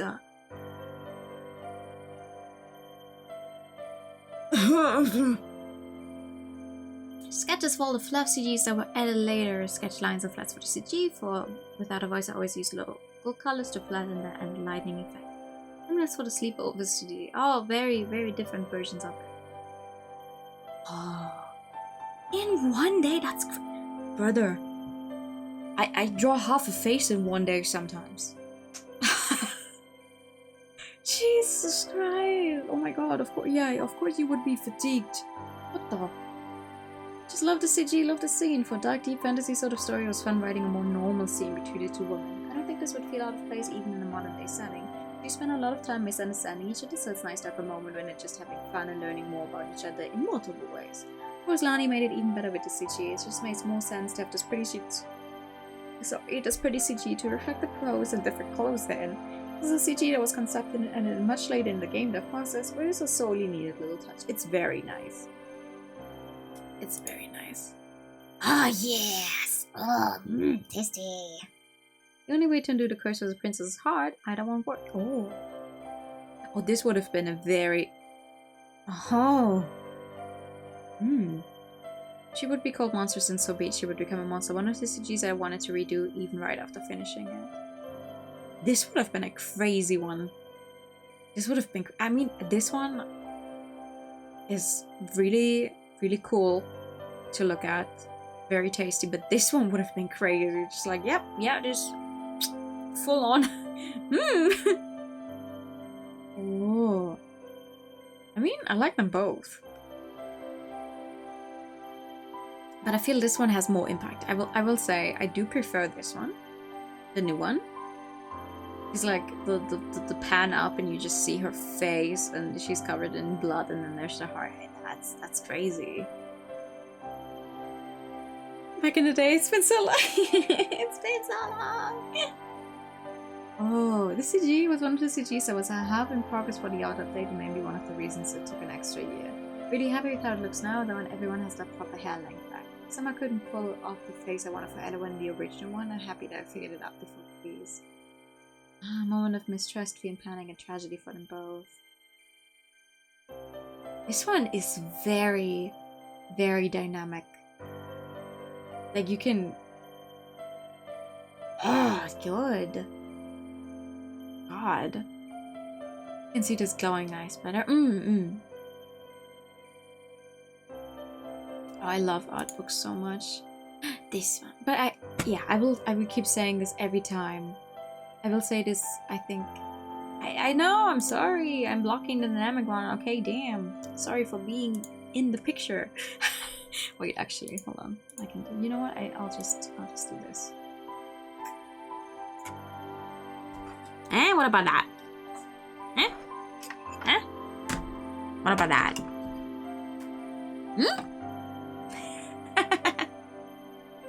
There we go. I will not be covering as much. Yes. Here. I feel like... I mean, the general pose idea, I think, is the same.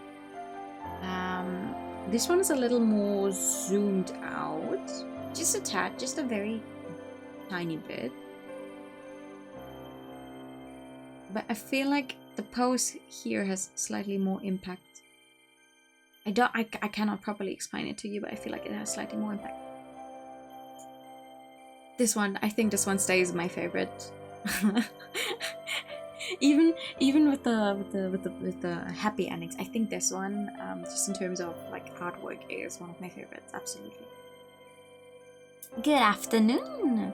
Bad ending. If the terms could not be met, then her existence was full-fledged. She wouldn't be the first to perish trying. I'm not sure how obvious it is, but without a voice, it's very loosely inspired by The Little Mermaid. Elwyn is of course the mermaid in this scenario. In the original story, the mermaid fails to earn the love of her prince and becomes sea foam. So I wanted to have an ending like that, one where Elwyn doesn't win Cassidy's love, but instead of hating the princess for it, or, you know, eating her, she decides to just fade away and allow Cassidy to be happy on her own terms. Cassidy, Jesus Christ. The original design document summary of this scene says Elwyn turns to dust, and what a beautiful, if sad way for that to go. Ooh, Here's an early sketch.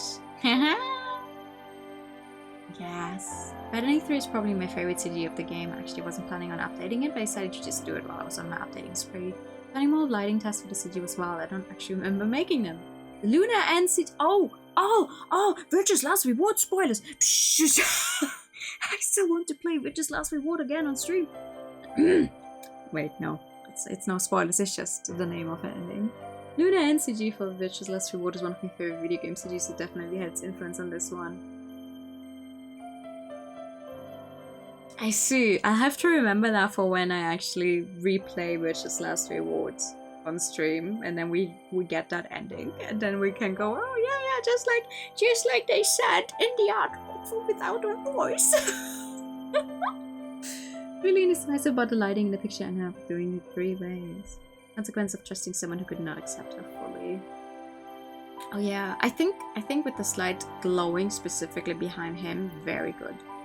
Lighting can do such a big difference in art. If you ever feel like something you've drawn does not just pop much yet, like just filter the hell out of it. Put lighting somewhere. I don't even care if it makes sense. Just put like a blob of lighting behind a character and go, oh yes, everything that is over on this part would be touched by this red lighting. Whatever, go for it. It can make so much of a difference. I love Richie's Last Reward too. I love the Zero escape game.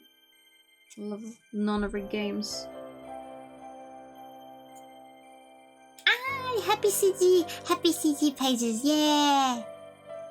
Happy CG pages, it was so much fun to do. I love the girls a lot. These are also some of my first kisses I've ever drawn and painted. I did them in really impromptu near the end because I wanted to give players a close-up shot of the girls being cute too. I'm a little clumsy with my drawn portrayals of romance, but I hope you can feel the love. I updated Happy and B pretty drastically because I wanted to show what a more natural demon Elowen would look. And not use the breaking down version late game. On a few backgrounds for Without a Voice I did from scratch. It also appears in that and B. Ah! Yeah, I think Richard's Last Reward is also my favorite of them all. Maybe a kiss could not erase the spiciness of the meal, but it could definitely help her keep her mind off it. The long journey they return to live out the peaceful days are so cute, so cute. I love the different hairstyle as well. I think the red and the bows in her hair look very good. Same with the flowers over here too. And two demons enjoyed a happy ending I fought for. This might be my favorite CG in the game. It's so hard to pick, but I so love the design of Elowen and Cassidy. Cassidy. Jesus. Fuck. Demon's form, especially in the updated version. Cassidy is so beautiful, and the blurry wisteria flowers make this whole scene look so dreamlike. It's just really a hard-won happy ending for the two of them. It's kind of awesome to think that they got to live together forever deep in the forest. It's shared by two forest spirits. Oh yeah, I see, and this is the updated one. But she also has a completely different dress. That's good. I will very clearly say I do prefer that for this specific happy ending. She does get a different outfit than the basic dress she had the entire time. Oh, what does it say over here though? Pretty red flowers bloom on head and... I cannot read this one too. I cannot read that one. It's like the evolution. Yeah. Oh, this is so nice. Very nice. It's a box of stuff! Cut-ins. One thing very early on that we wanted was an interesting presentation style. We wanted to use a lot of cut-ins and pattern backgrounds. I'm not sure we ended up using a lot, but there are a few cut-ins that I did draw for the game. Bad and E was actually a contender for an art update, but I decided it wasn't necessary. I did some extra expressions for the demo as well back in 2016 because I wanted to do some unique expressions for the important scenes, but I don't think that came to reality quite as well as I hoped. I'm really not a fan of looking down Elowen. Tilted Hats is still a weakness, but I included them for archival sake. A more unique visual style for Without a Voice is something that I'm really proud of. It was really tricky coding those fading do text boxes and the cut-ins. I'm super happy with the result. I just love how Lani draws items too. Even his box creates such character mood lighting. The other little touches like flowers being incorporated into so many backgrounds and UI features make the game just a feast for the eyes, I think. Absolutely. Absolutely. Some very small things that can make a lot of difference. Really definitely ends up as jealous blunder. I think expressions for Element Kissing recently reached in 2016 era. And the passage of time, Wisteria flowers in a changing sky to show the passage of time. That's so cool. You'd think that these two would be the same. Oh, maybe they are. Maybe the actual front flowers are the same, it's just the background that changes.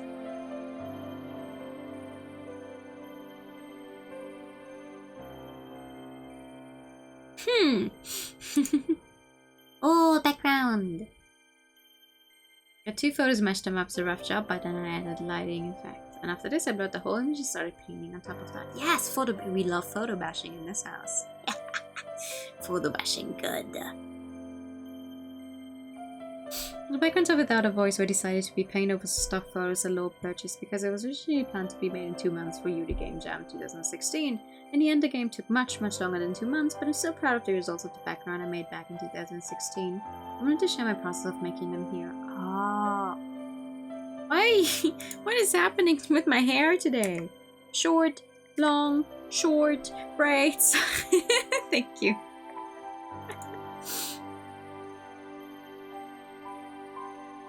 Oh, nice. It's a really big photo, not gonna lie. Thank you. Here's a step-by-step process of showing how I went from initial photo to the final background for the inside of Cassidy's house. Even though a lot of the backgrounds were a direct paint over, a non-significant part of the backgrounds were edited to make them work. I do really want to recommend this sort of method to other VN developers who have time or budget limitations. This requires some level of art skill, but saved me a ton of time compared to starting from scratch and has a realistic amount of clutter that I would have struggles conceptualizing from scratch. As much as I want to be a master of all trades, sometimes we just need backgrounds for games. Oh yeah, no, absolutely. 4 time variants and what's original without some introspective thinking while looking at the sky. So true. Oh, thank you. To match the background. Yeah.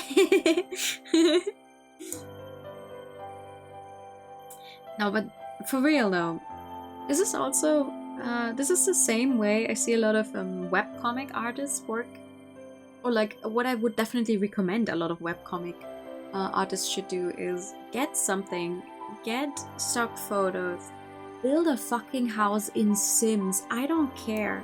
Take screenshots of that. Because it's so much easier to conceptualize like in a 3D game such as Sims, you can just build a house and put whatever you want in there, and then you can take screenshots from various angles, and then you figure out, this angle doesn't really work for what I want my background to look like. Take a different one. It's a 3D game. You have free reign over the camera, and then you can draw over that and go, oh, this is how I would like it to look, and then you can still add stuff that you didn't have in the original thing because you're drawing it. This is very smart and saves quite a lot of time. Ah, original photo used for the background. Evening and lights on. Oh, lights on. Oh, I love this. Brighter day and the lights up there. And then the inside here. I guess this. Oh, okay. Ah. And the logo, old, new. Then 2019. Team logo has gone through quite a lot of changes, so team lineup has changed as well. Lore came out with the name for Lore and Lani, L2. The orange and the cube is for Lani, the mint is for Lore.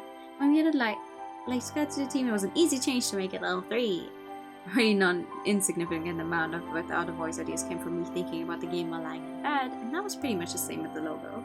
And I pulled myself to the computer and drew up a rough idea and we ran with it. Originally I wanted to edit a relatively clean all caps font and add the little flourishes, but I couldn't find one I was happy with, and decided to all do it by hand. Typography still scares me, though I'm still really proud of my one-of-kind logo. Flowers in the logo took me forever, but I got so much mileage out of them in the UI, and literally this artwork, look in the top left corner, for real. Yes.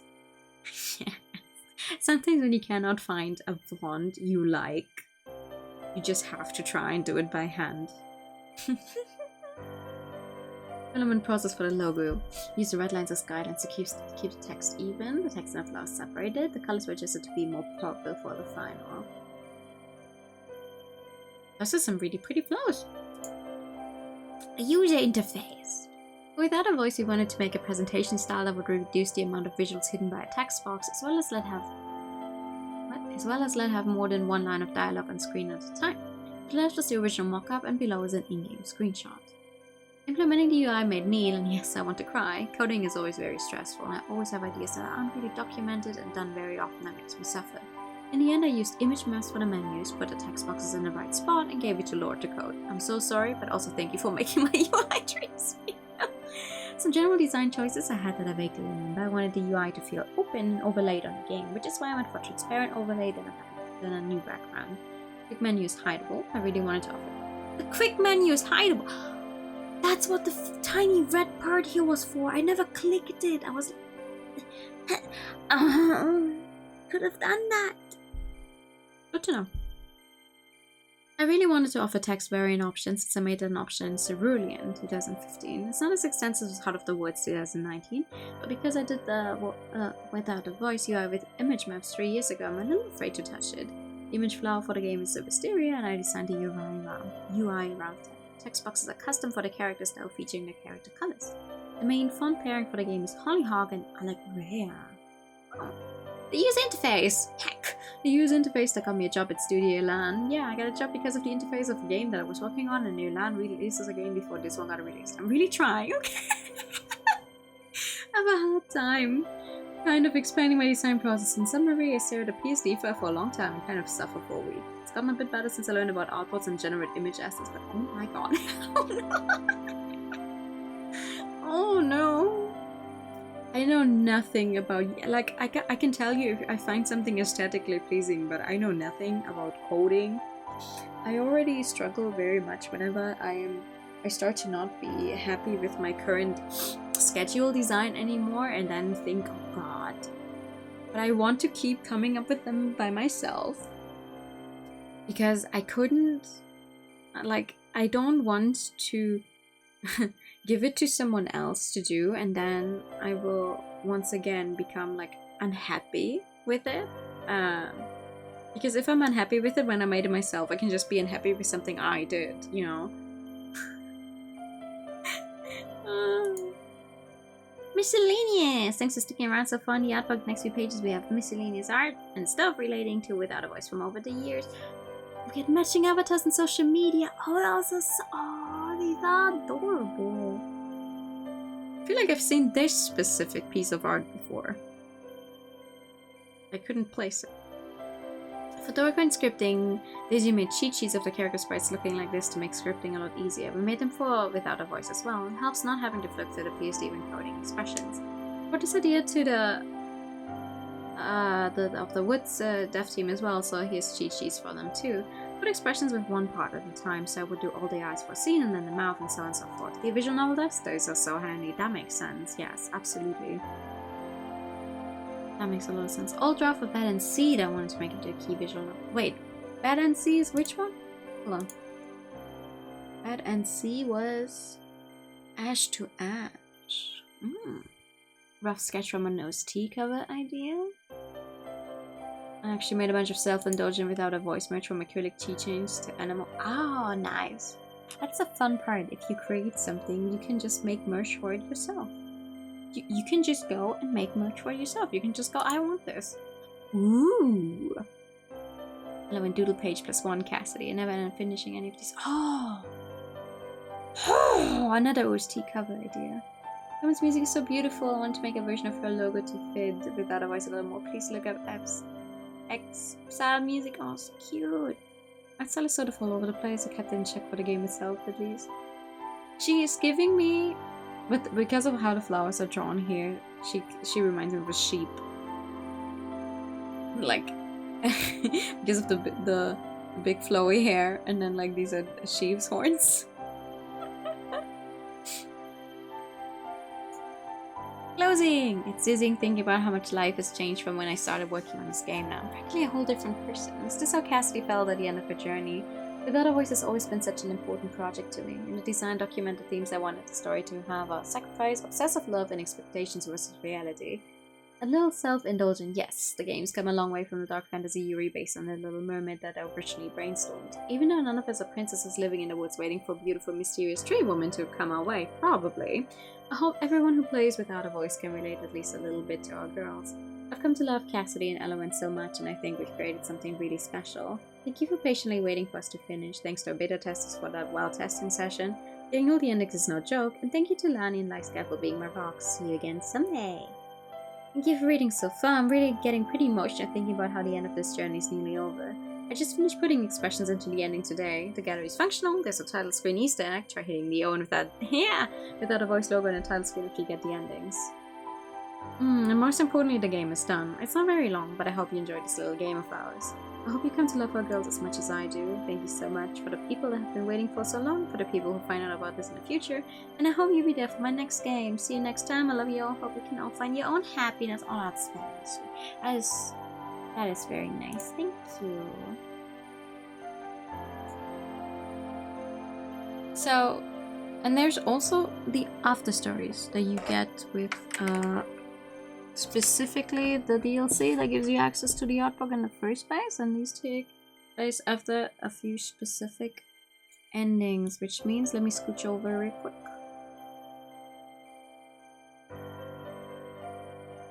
I think this is just about where I was, somewhere along these lines.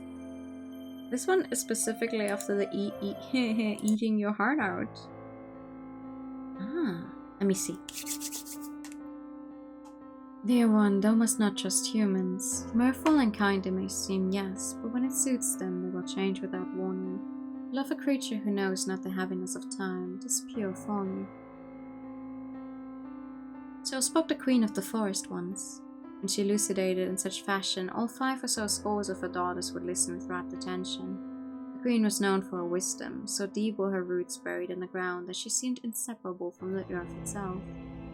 Cruel fates met the few who dared disobey her. These were not of their mother's design, no, but her knowledge would hardly soothe the sting. Yet the queen would merely watch on impassively. When only 2 scores of her daughters remained, the queen's tune changed. She would still urge caution, but when pressed, when centuries passed there lay only admonishment, she now offered a bargain. Elowen had watched more than one of her poor sisters lose their immortality over love that was little more than fruit rotting on the vine. For most of her life she swore that she would not be like them. But then the princess came into the forest, and Cassidy was different. The golden aura Elowen saw around the princess had to be real, she thought. Cassidy was not like other humans. She possessed the most innocent of hearts, pure and naive. She would love true. A sickly sweet voice traced a long race. What? Rasamis? Right. I've never seen a word before in my life. So heavy with wisteria blossoms that they almost touched the earth. The whisper had the power of wind, but the scent of madness. The siren's call, imperative as it was alluring. Her mother, by now a husk of her former majesty, whispered, Elowen, I shall offer thee the same terms I offered all thy sisters. This is for thy own good. If this thou find'st is much to bear, give up thy princess now. Discard the bud of happiness for a life of peace in thy mother's love. There was nothing to consider. Elowen had been waiting her entire life for this woman, and she knew it. She would have agreed no matter what the terms were, for that was the strength of her regard for her. If those feelings would not be reciprocated, she'd rather perish. And so, when Elowen was the last sister remaining, she accepted a bargain. What follows is a tale of woe, a sad ending, and rightly so. For life once lost you shan't regain, and love devoured shall lost remain. The most innocent of hearts was far bitterer in taste than Elowen could have ever imagined, yet the look on her mother's wooden face was bitterer still. Thou hast devoured thy princess's heart. The queen's voice was tinged with horror and anguish. Elowen tilted her head in confusion to ask why. Why indeed? At this juncture, what else could she have done? She wouldn't die for that faithless princess. The queen did not, perhaps could not, answer. It was not until some time passed that Elowen realized that her mother had passed away. The old wisteria tree desiccated and shriveled as if struck by lightning. Suppose I am the queen now. So Elowen thought, but the forest would not have her. It would not accept the queen who had devoured the love of her life. All manner of creatures were against her, and none of her cousin trees would speak to her. What Elowen now possessed was hunger. What Elowen possessed now was hunger, a gaping maw that could not be satisfied by the sun and water alone as before. She lived on the very edge of the forest, blending in with the shadows to hunt. She could only be satisfied now by human flesh. First she would prey only upon shepherds who had strayed too far from their flock. When those became in short supply, Elowen ventured further, snatching farmers and travelers for meat. She thought herself careful, but humans were far cleverer than she gave them credit for. They very soon realized that there was something at the edge of the wood devouring townspeople by night. Dawn one morning, Elowen thought, I must leave. She prepared her meager things. I should go into hiding far away and pray elsewhere. Simply stopping was not an option. A change in location was necessary, she reasoned. She could hear the mob approaching. Her proximity to death somehow thrilled her. Elowen could not resist a peek out of curiosity. She turned to look at the group of villagers closing in on her location. That was when she saw her. Red eyes, blonde hair. Cassidy. Of course it wasn't a princess. It couldn't be. Besides, the child was too young, her skin too fair. But a moment of hesitation was all it took. What Elowen felt next was a sting of arrows sinking into her flesh. The village archers were fierce and true in their aim, spurred on by the loss of friends and family. Even then, Elowen could not help but stare at the child, the one who in passing resembled her devoured princess. The girl's face was furrowed in disgust and hate. A rasp escaped Elowen's lips in her final moments. In the end, it really became... The word monster was swallowed by the wind, heard by none. Ooh-ah-ha-hoo! Ah, okay. Eat your heart out, haha. I do like that ending. That's a very good after story as well. What about this one then? And so this wisteria must within the harsh light of 7th day passed. Before Cassidy's eyes, Elowen crumbled into wilted wisteria petals and dust. Unhappy too late, Cassidy flung open the door and lunged, reaching for the petals and dust that still lingered in mid-air, gathering them up in her arms. Tears flooded the princess's eyes. I knew nothing about Elowen, nothing at all. What had the woman been thinking in her final moments? Was she fearful of death, disappointed by Cassidy's betrayal? All Cassidy could think now was that the look of regret on Elowen's face could not possibly have been demonic in nature. The army soon arrived, bearing the colors of Vermeer, as Elowen had reported. At the front was King Alexander in the flesh. An oddity. What could be so urgent as to cause the monarch to come here in person? Were you not ordered to speak to no one, that your presence here was to be a complete secret? Her brother demanded in accusatory tones. Yet I've received reports of a most disturbing nature, about a woman living here with you. You're a danger to our kingdom, an exploitable weakness. As he spoke, Alexander looked around the cabin, brow furrowed. Cassidy briefly thought that she could deny what he said. After all, Elowen was no longer here. The army could search the entire forest, but they would find no one. But Cassidy was exhausted, and though it was clear that no other woman stood before him, Alexander's sword remained unsheathed. Her ending seemed clear. Before you dispatched me, I would have you answer a question for me. The placidness in Cassidy's voice surprised even her. Alexander hesitated. Surely you are not attempting to evade blame now. I shall not argue with you, Alexander. I accept my punishment, whatever it may be. I merely want an answer to my question. He had never seen his sister so calm. Having expected her to react with wailing and sobbing, Alexander was rather caught off guard. Finally, he relented. Speak. I can do this much for my own twin sister. Cassidy took a breath. Do you know of any demons living in these woods? Of a floral nature? I fear I may have encountered one. Alexander rubbed his chin and thought. Had I known of demons living here, I never would have sent you. What sort of man do you take me for? So the answer is no.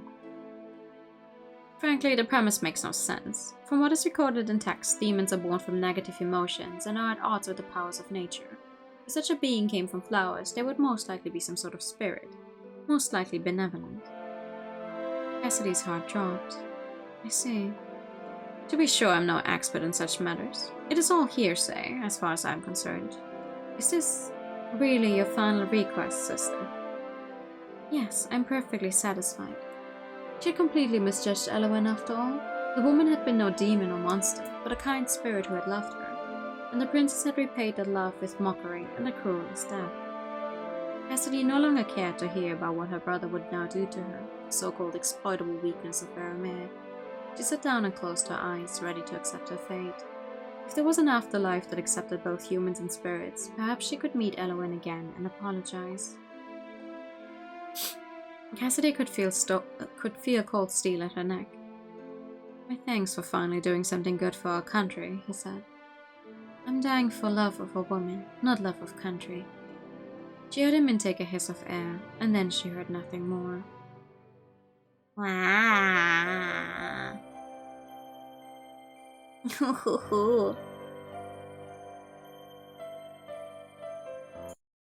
What about the one where they go all about the entire world? Maybe they do meet a Mimo. On the first step of our journey, you're smiling next to me. When my foot sets down the last step, surely there you still will be. Two ladies tasting adventure and freedom for the first time in either of their lives or rather drunk on it. They had no interest in the surrounding towns initially, but Cassidy well knew that staying in Verome at all would be a danger to them both. So they scrunched together what valuables were left in the cottage, sold them off, and then immediately took a ship for another continent, where Cassidy would surely not be recognized. "They think you're dead. Is there truly a need for such caution?" Elowen asked in a bemused tone after they boarded the ship. You can never be too careful. In a case like this, actually. You'd never know. "I fear Alexander won't let go if he doesn't see my body for himself," Cassidy replied with a shudder. Over the last several days, she had had much time to reminisce and re-examine what she thought she knew. Under such scrutiny, more and more of her brother's actions were rendered inexplicable. She feared him more than a little mad. At the very least, his obsession with controlling her did not bode well. Perhaps, she thought, this is what's best for Alexander as well. Without my existence plaguing him, he can focus on governance. As if sensing her lover's melancholy, Elowen put her arm around Cassidy's shoulder and gave them a reassuring squeeze. However, the roles were soon reversed as it quickly became apparent that Elowen was ill-suited for water travel. Elowen held onto the deck for dear life, her face turning green from her extreme nausea. Cassidy wasn't quite sure whether to stay and support her or go running to find a bucket. She finally opted for the latter, which Elowen reluctantly but violently utilized. "After everything that we've been through, is this what shall claim my life?" she muttered and groaned. Cassidy giggled nervously. "Calm now, Elowen. It's only a boat. You get used to it soon." She rubbed Elowen's back gently. Elowen did not seem to believe the ex-princess's words in the least. It was a far cry from the romantic sea voyage that Cassidy had envisioned, with her spending most of her time nursing Elowen. But the two of them eventually landed on the shores of the Goryonic Empire nonetheless. Armed with only some money and a somewhat tattered book on the Goryonic language, they took their first steps onto the soil of another continent. Cassidy had thought herself rather used to hardship, having had to eke out a living in the woods after living as a pampered princess. In truth, however, even then she had been provided for. She had received regular shipments of supplies and only had to do some cooking and cleaning. Now the two of them would truly have to earn a living. "As lovely as it would be to spend all of her time sightseeing, we have embarrassingly little money," Cassidy pouted. She'd had to explain to Elowen in the concept of money, teaching the former tree spirit that it was used to procure goods and services. "Money, eh? Perhaps I can be of some use there." Elowen murmured. It turned out that despite becoming mostly human, she retained a little bit of her magic power. Elowen was able to help induce flowers to bloom and generally keep plants in good health. The two of them decided to stay in the Goryonic Empire for a while, to put down roots, so to speak. They worked hard at learning the language and finding ways to make money to live on. To that end, Cassidy began working at an inn. She was especially depended upon as an interpreter when travelers came through from her old continent. Elowen, on the other hand, took up work as a street florist and apothecary, selling both intricately designed teas and medicinal herbs. It wasn't anywhere close to Cassidy's previous living standards, yet she passed each day, no matter how difficult, in utter bliss. After all, she was free, with the woman she loved by her side. And so the months passed. Elowen's business ended up doing so well that Cassidy was able to leave her job at the inn to work as her lover's assistant. Hell yeah, brother. They went to Korea! "It's snowing," Cassidy exclaimed. Elowen watched her, completely smitten by her princess's cuteness, but covered her with an umbrella nonetheless. "Be careful lest you catch a cold." Elowen's voice was affectionate, even as she scolded her younger lover. "Oh, that's adorable! There we go. Here's the art of them in Hanbok." Oh, that is so cute! I love this. Cassidy knew well that the region of Verome that they had lived in before was a temperate area. While winters were still cold, it was rare for there to be more than a little bit of frost. It should have been a rare sight for Elowen as well. You're not excited at the sight of it. "They are so cute." "I believe you're happy enough for us both, dear one," Elowen replied with a soft chuckle. "The weather excites me not." The two of them ducked their wheeled sails cart behind them, stopping occasionally for passers-by to make their purchases. "What a shame that you have Wisteria painted on your cart but not for sale," an old woman lamented after perusing their wares. Elowen smiled. "Unfortunately, the weather here is just a little too cold for a young Wisteria tree to grow. However..." She pretended to reach deep down into the corridor, but Cassidy knew that Elowen was merely covering up her magic. After a few moments of rummaging, Elowen produced a small branch of wisteria with several... What is that word? No, I'm so sorry. What is that word? I have never seen that. An unbranched, indeterminate type of inflorescence bearing flowers having short floral stalks along the shoots and bear the flower. Huh? Racing. I have never seen a word before in my life. I'm sorry. Okay. Anyone handed it to the old woman with a wink. I worked some magic just for you. Sometimes the truth was the most effective lie. My, what a charmer you are, the old lady laughed, lightly pinching Elowen's cheek before turning towards Cassidy. Do you know the meaning of a wisteria? The meaning of a wisteria? Cassidy parroted, blinking slowly. In fact, she did not. She had only passing interest in the language of flowers before, and so was only familiar with the most obvious, like roses for love and such. The old woman did not keep them waiting for long. It symbolizes a love that transcends time. Isn't that just the height of romance? I would say so, Cassidy replied, utterly beaming. Cassidy looked at Elowen as she reflected on this. I hope the meaning rings true for us for just as long. Beneath the shared umbrella, the lovers continued down the street and into the future arm in arm, their shadows merging into one atop the freshly fallen snow. Oh, that's so cute. Oh my goodness. So they even made extra artwork for the after stories. Okay, what's the after story for the demon ending then? Time flowed on like a river, unstoppable and unrelenting. Yet for the two demons, time served to only soften their edges, like a stone in the same river. The two spent centuries by one another's sides, learning and testing the limits of their powers. In time, they were able to leave the forest of Vermeer entirely. Oh, hey! Hello! On one early morning, Cassidy and Elowen sat down in an outdoor cafe. While awaiting their orders, Cassidy watched the people passing by. Elowen, as always, watched Cassidy. What are you thinking, dear one? Elowen asked, a smile gracing her lips. Cassidy yawned. Oh, nothing in particular. Just wondering what the hurry is. All of these people are rushing off to somewhere or another. I suppose it's because they're all going to die soon.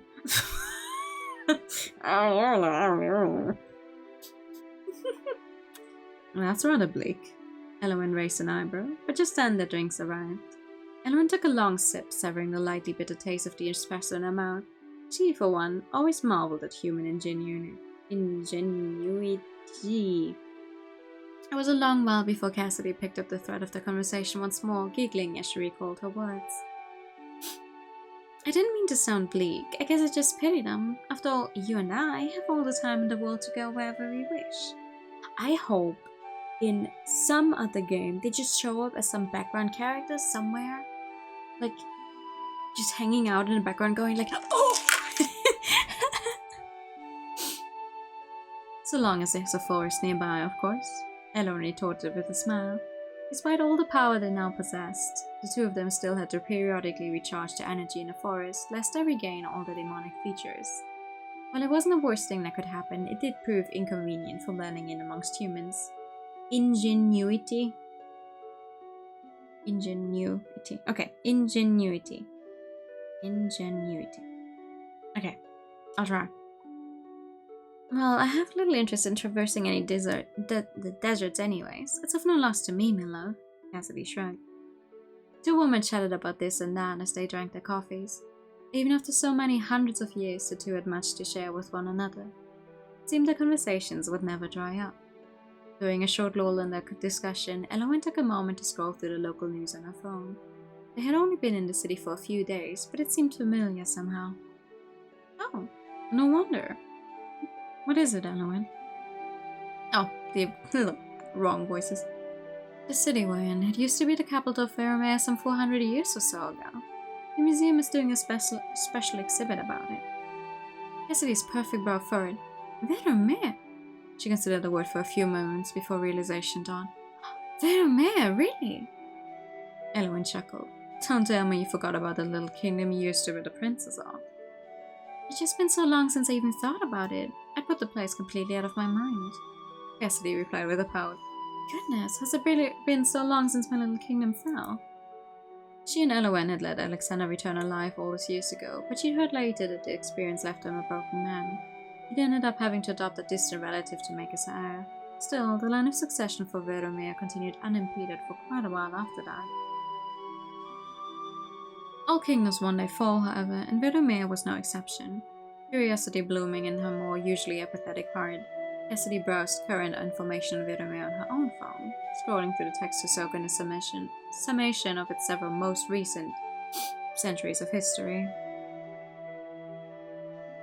Cassidy let out a gasp. My love, it's already been nearly 800 years that we've been together. Can you believe it? 800! You're lucky that I'm not one to harp on anniversaries, princess. Elowen returned with a wink. Cassidy rolled her eyes in response. Less than 1,000 years go by, yet there's so few true forests left in the world. We best stay here for a while. It won't bother you to be here.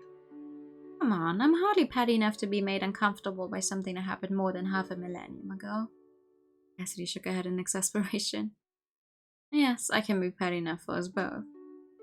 This Cassidy knew to be true. Elowen could hold a grudge for decades. Still, Elowen smiled. I'm glad that we can stay put for a little bit. I truly abhor airplanes. She wasn't much for ships either, truth be told. Automobiles were pretty much the only form of transportation that wouldn't make Elowen sick to her stomach. Cassidy continued her people watching for a little while before murmuring. Humans certainly are resilient. The old capital burned to the ground and Meadowmere was lost, but look at what they've built from those ashes since then. Elowen took another sip of her coffee before gently saying, people are born and then die. Cities rise and fall. The only constant is the love I have for you, my sweet, cynical princess.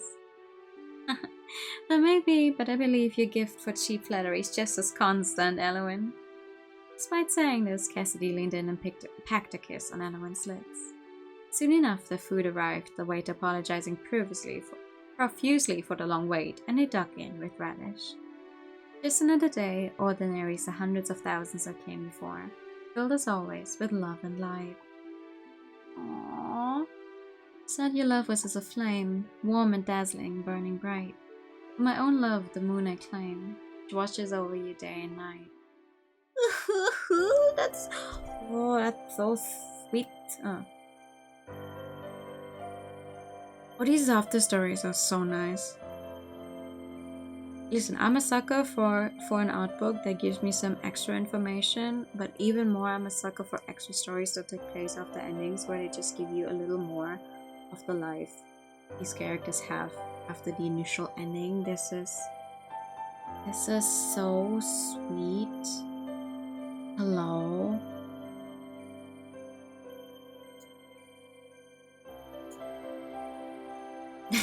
Wait, do these extra thingies also show up? No, they don't. Oh. Huh? What do you mean? Why do I have something locked? The extra ones do show up. God. Why do I have something locked? What have I not earned? Ooh. Oh. Oh. Oh, that's... Aha. That's interesting. Why do I have something that is locked? That's weird.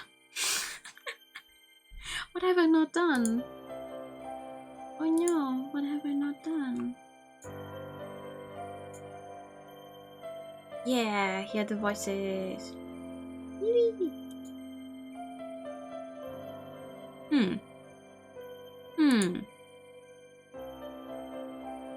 No, because the DLC is all of this, the art books and the after stories. But we've just read the after stories, so what could I be missing? That could be logged. We've seen all of the endings. We've read all of the after stories. Wait, let me see. Maybe. Actually. Maybe someone else has the same problem?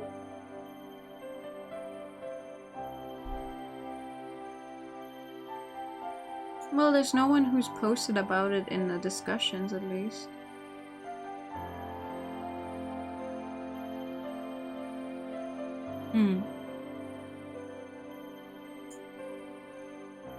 I am confusion.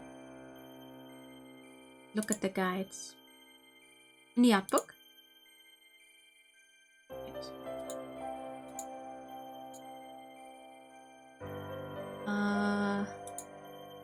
They're pretty early on, right?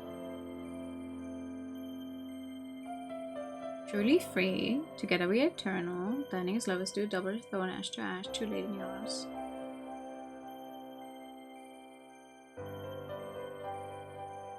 Wait. No, but we did get all of them.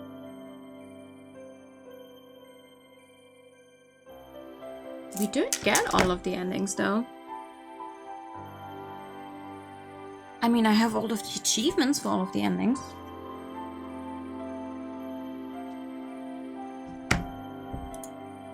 Oh, that's what you meant. Yeah, that makes more sense, actually.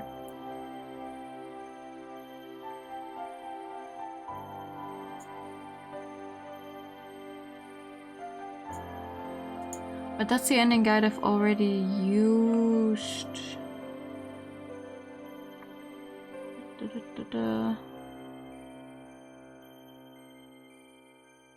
That's the one I've been following already anyway.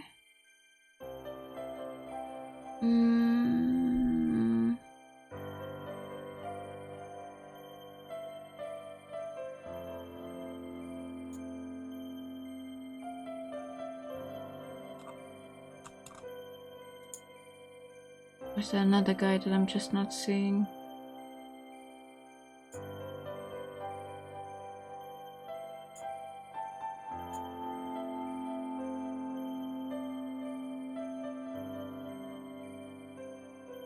I like that. Yeah, no. It's fine, it's fine. I'll have a look-see some other time then. It's just because, just from where it's placed, you know? Just from where it's placed. Wait, where is it? Just from where it's placed, I have a feeling it should have something to do with DLC, no?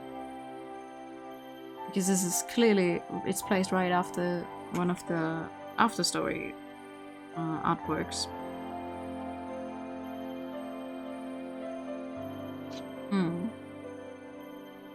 Maybe I'll just ask on the server then.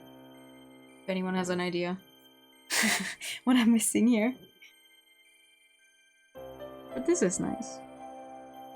This is a lovely game. And once again, I will say this, it is free to play. Yeah, that's the server I was planning on asking. Wait. Let me take a picture of it right now.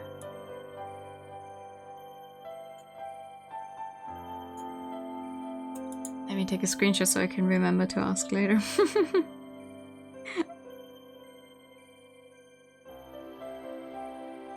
Oh, this is so nice. I do have to say though, I get how people will be upset if this is their game completion despite having seen like the endings, but because there's a few differences depending on how exactly you go about getting there. Going some other ways to get there, it's gonna have like such a high rate. This is like, oh no, but if you go this way, you might arrive at the same ending, but it would have been a slightly different combination, so it's a different percentage. I'm like, oh god, I am not doing that. I am not doing that. I love me some good 100% hunting, but not like this. Not like this. Jokes. I can't do math either. This is 100% to me. This is 100% to me. We got the achievements, we got the after stories, we looked at the art book. I could listen to this music the entire day because it's really, really nice. It's very whimsical. If I'm using that word correctly, I don't know. I hope I am. Very whimsical. But yeah. That is actually going to be it for tonight because I am not going to start something new right now. I can get some extra sleep. I wish. I still have to set up stuff for next week's SummerSlam. Real quick info on that, by the way. I will say this. I'm just waiting for my body to give me like a full-on. Why the fuck am I feeling so badly recently? Oh, you can still say hi. It's fine. I still have a few more things to say. Don't worry. I'm just waiting for my body to like really tell me, oh yeah, this is why you've been feeling bad lately. I'm just waiting for that to drop, but quite literally the only thing I will be doing next week is the SummerSlam. Specifically on Wednesday and Thursday. Oh no, the fried babies at the end of the stream. Of course, that's why they would show up. SummerSlam, the VTuber SummerSlam is taking place next week from Wednesday to Sunday, but because I will not be home on the weekend, I will be streaming on Wednesday and Thursday, and it's a fundraiser. It's a fundraiser for children in hospitals. I also already took part in it last year. We got quite a lot of money together, and the money is raised to outfit these hospitals with so-called go-karts, and these go-karts are so these children that are in hospital and game and like have something else to do. It's instead of just being stuck in a hospital. It's really nice, and this is the third year. I think it's the third year actually that they're making it. And last year it already was a lot of fun, and I actually still owe some of the goals we reached last year, but time has not been working out in my favor. But we're gonna do those. We're still gonna do those, and I'm still gonna take part. Whatever. My full plan is kind of in the air. I have a few general ideas, but yeah, we're gonna do the SummerSlam in and of itself on Wednesday and Thursday for quite a long time actually. I specifically took time off of work. I'm going to do my best not to curse. Yeah, yes, actually, because I was like, oh, okay, wait, we are raising money for children in hospitals, and while they are like, you're perfectly fine to stream whatever you want, I was like, okay, I should try to not curse as much so I can also show some stuff I've done, maybe. And then I immediately cursed again, so maybe for a better try this year. For every time I curse, I have to donate an extra $1. I don't know. The ever-growing to-do list, yes, actually, I do regret that I haven't actually come around to doing those two things in the whole year it has been since the last SummerSlam. That's kind of not very trustworthy on my part. I'm sorry. Because there's still the ASMR reading of My Immortal, which is gonna happen. I will make it happen before my birthday. Before my birthday this year, I will make it happen. I promise you guys that, because god damn it. And also a Ring Fit stream. And funnily enough, the reason why I couldn't get around to the Ring Fit stream the entire time was because I simply didn't have the Ring Fit stuff with me. My parents have the Ring Fit stuff. But I don't even have that excuse anymore because I live back at home again, so we will do those, and I will also have to think of some incentives before Wednesday as well. I will post a schedule in a little bit, which will quite literally only say Wednesday and Thursday. Start time at around 11 my time, because I specifically took time off work so I could stream during the day. Like that's the general plan: stream during the day, probably take like some kind of break for dinner, and then stream a little more into the night as well, that kind of thing. And then the weekend itself, I will not be home. So I am also going to kind of try and take like the rest of that week as some kind of break. Not that I've been very consistent lately, which is making me very mad at myself, but because I've not been very consistent lately, I feel like maybe I just need like to take a few days like properly off, not in the oh god I don't feel like it today, or oh god I'm like too sick to do anything today, but more in the okay I'm specifically taking the time off. So that's the plan. We will be doing the SummerSlam on Wednesday and Thursday, and because sadly everything is happening next week. I knew his parents play Ring Fit Australia. That would be funny, if not go absolutely horrible, but it would be funny. But yeah, like SummerSlam is happening next week. Then there's the Dawn Trail, also Final Fantasy XIV is coming next week. There's the early access for it. I got the early access, but I can't even play because I won't be home. It's so stupid. We love learning horrible things here. We do though. We generally do. But yeah, that is the basics. That is what we're doing next week. I plan on building some of my little building block thingies with hand cam because I think that could be fun. And then maybe some monster hunting, that kind of thing that I did last year as well. That is the general plan. Honestly, I'm going into this pretty unplanned. I'll just go with the flow. That's the best. Because I have nothing special. I have nothing special here. It's for a good cause, and I'm just gonna play and be my usual chaotic self. That is the goal, basically. I hope you're all gonna enjoy that. Because I am still very much looking forward to it. Oops. And I'm very good at pressing the wrong buttons. Anyway, here we go. For now though, it is Sunday, and I'm in desperate need of sleep because, god damn it, that was a lot of people yesterday. And it's left me very exhausted because my masses. Human masses. Thank you for this, thank you for coming by. I have a very nice excuse to send you guys over to you who's playing Signalis, which also features some gay girls, but also a little more horror to the gay girls. But to be fair, we had people eating hearts in this one, so I don't know about the horror part here. But yeah, thank you so much for coming by. I hope you all have a nice rest of your Sunday. I'll see you all next week. Have a good night. And bye bye. Bye bye bye.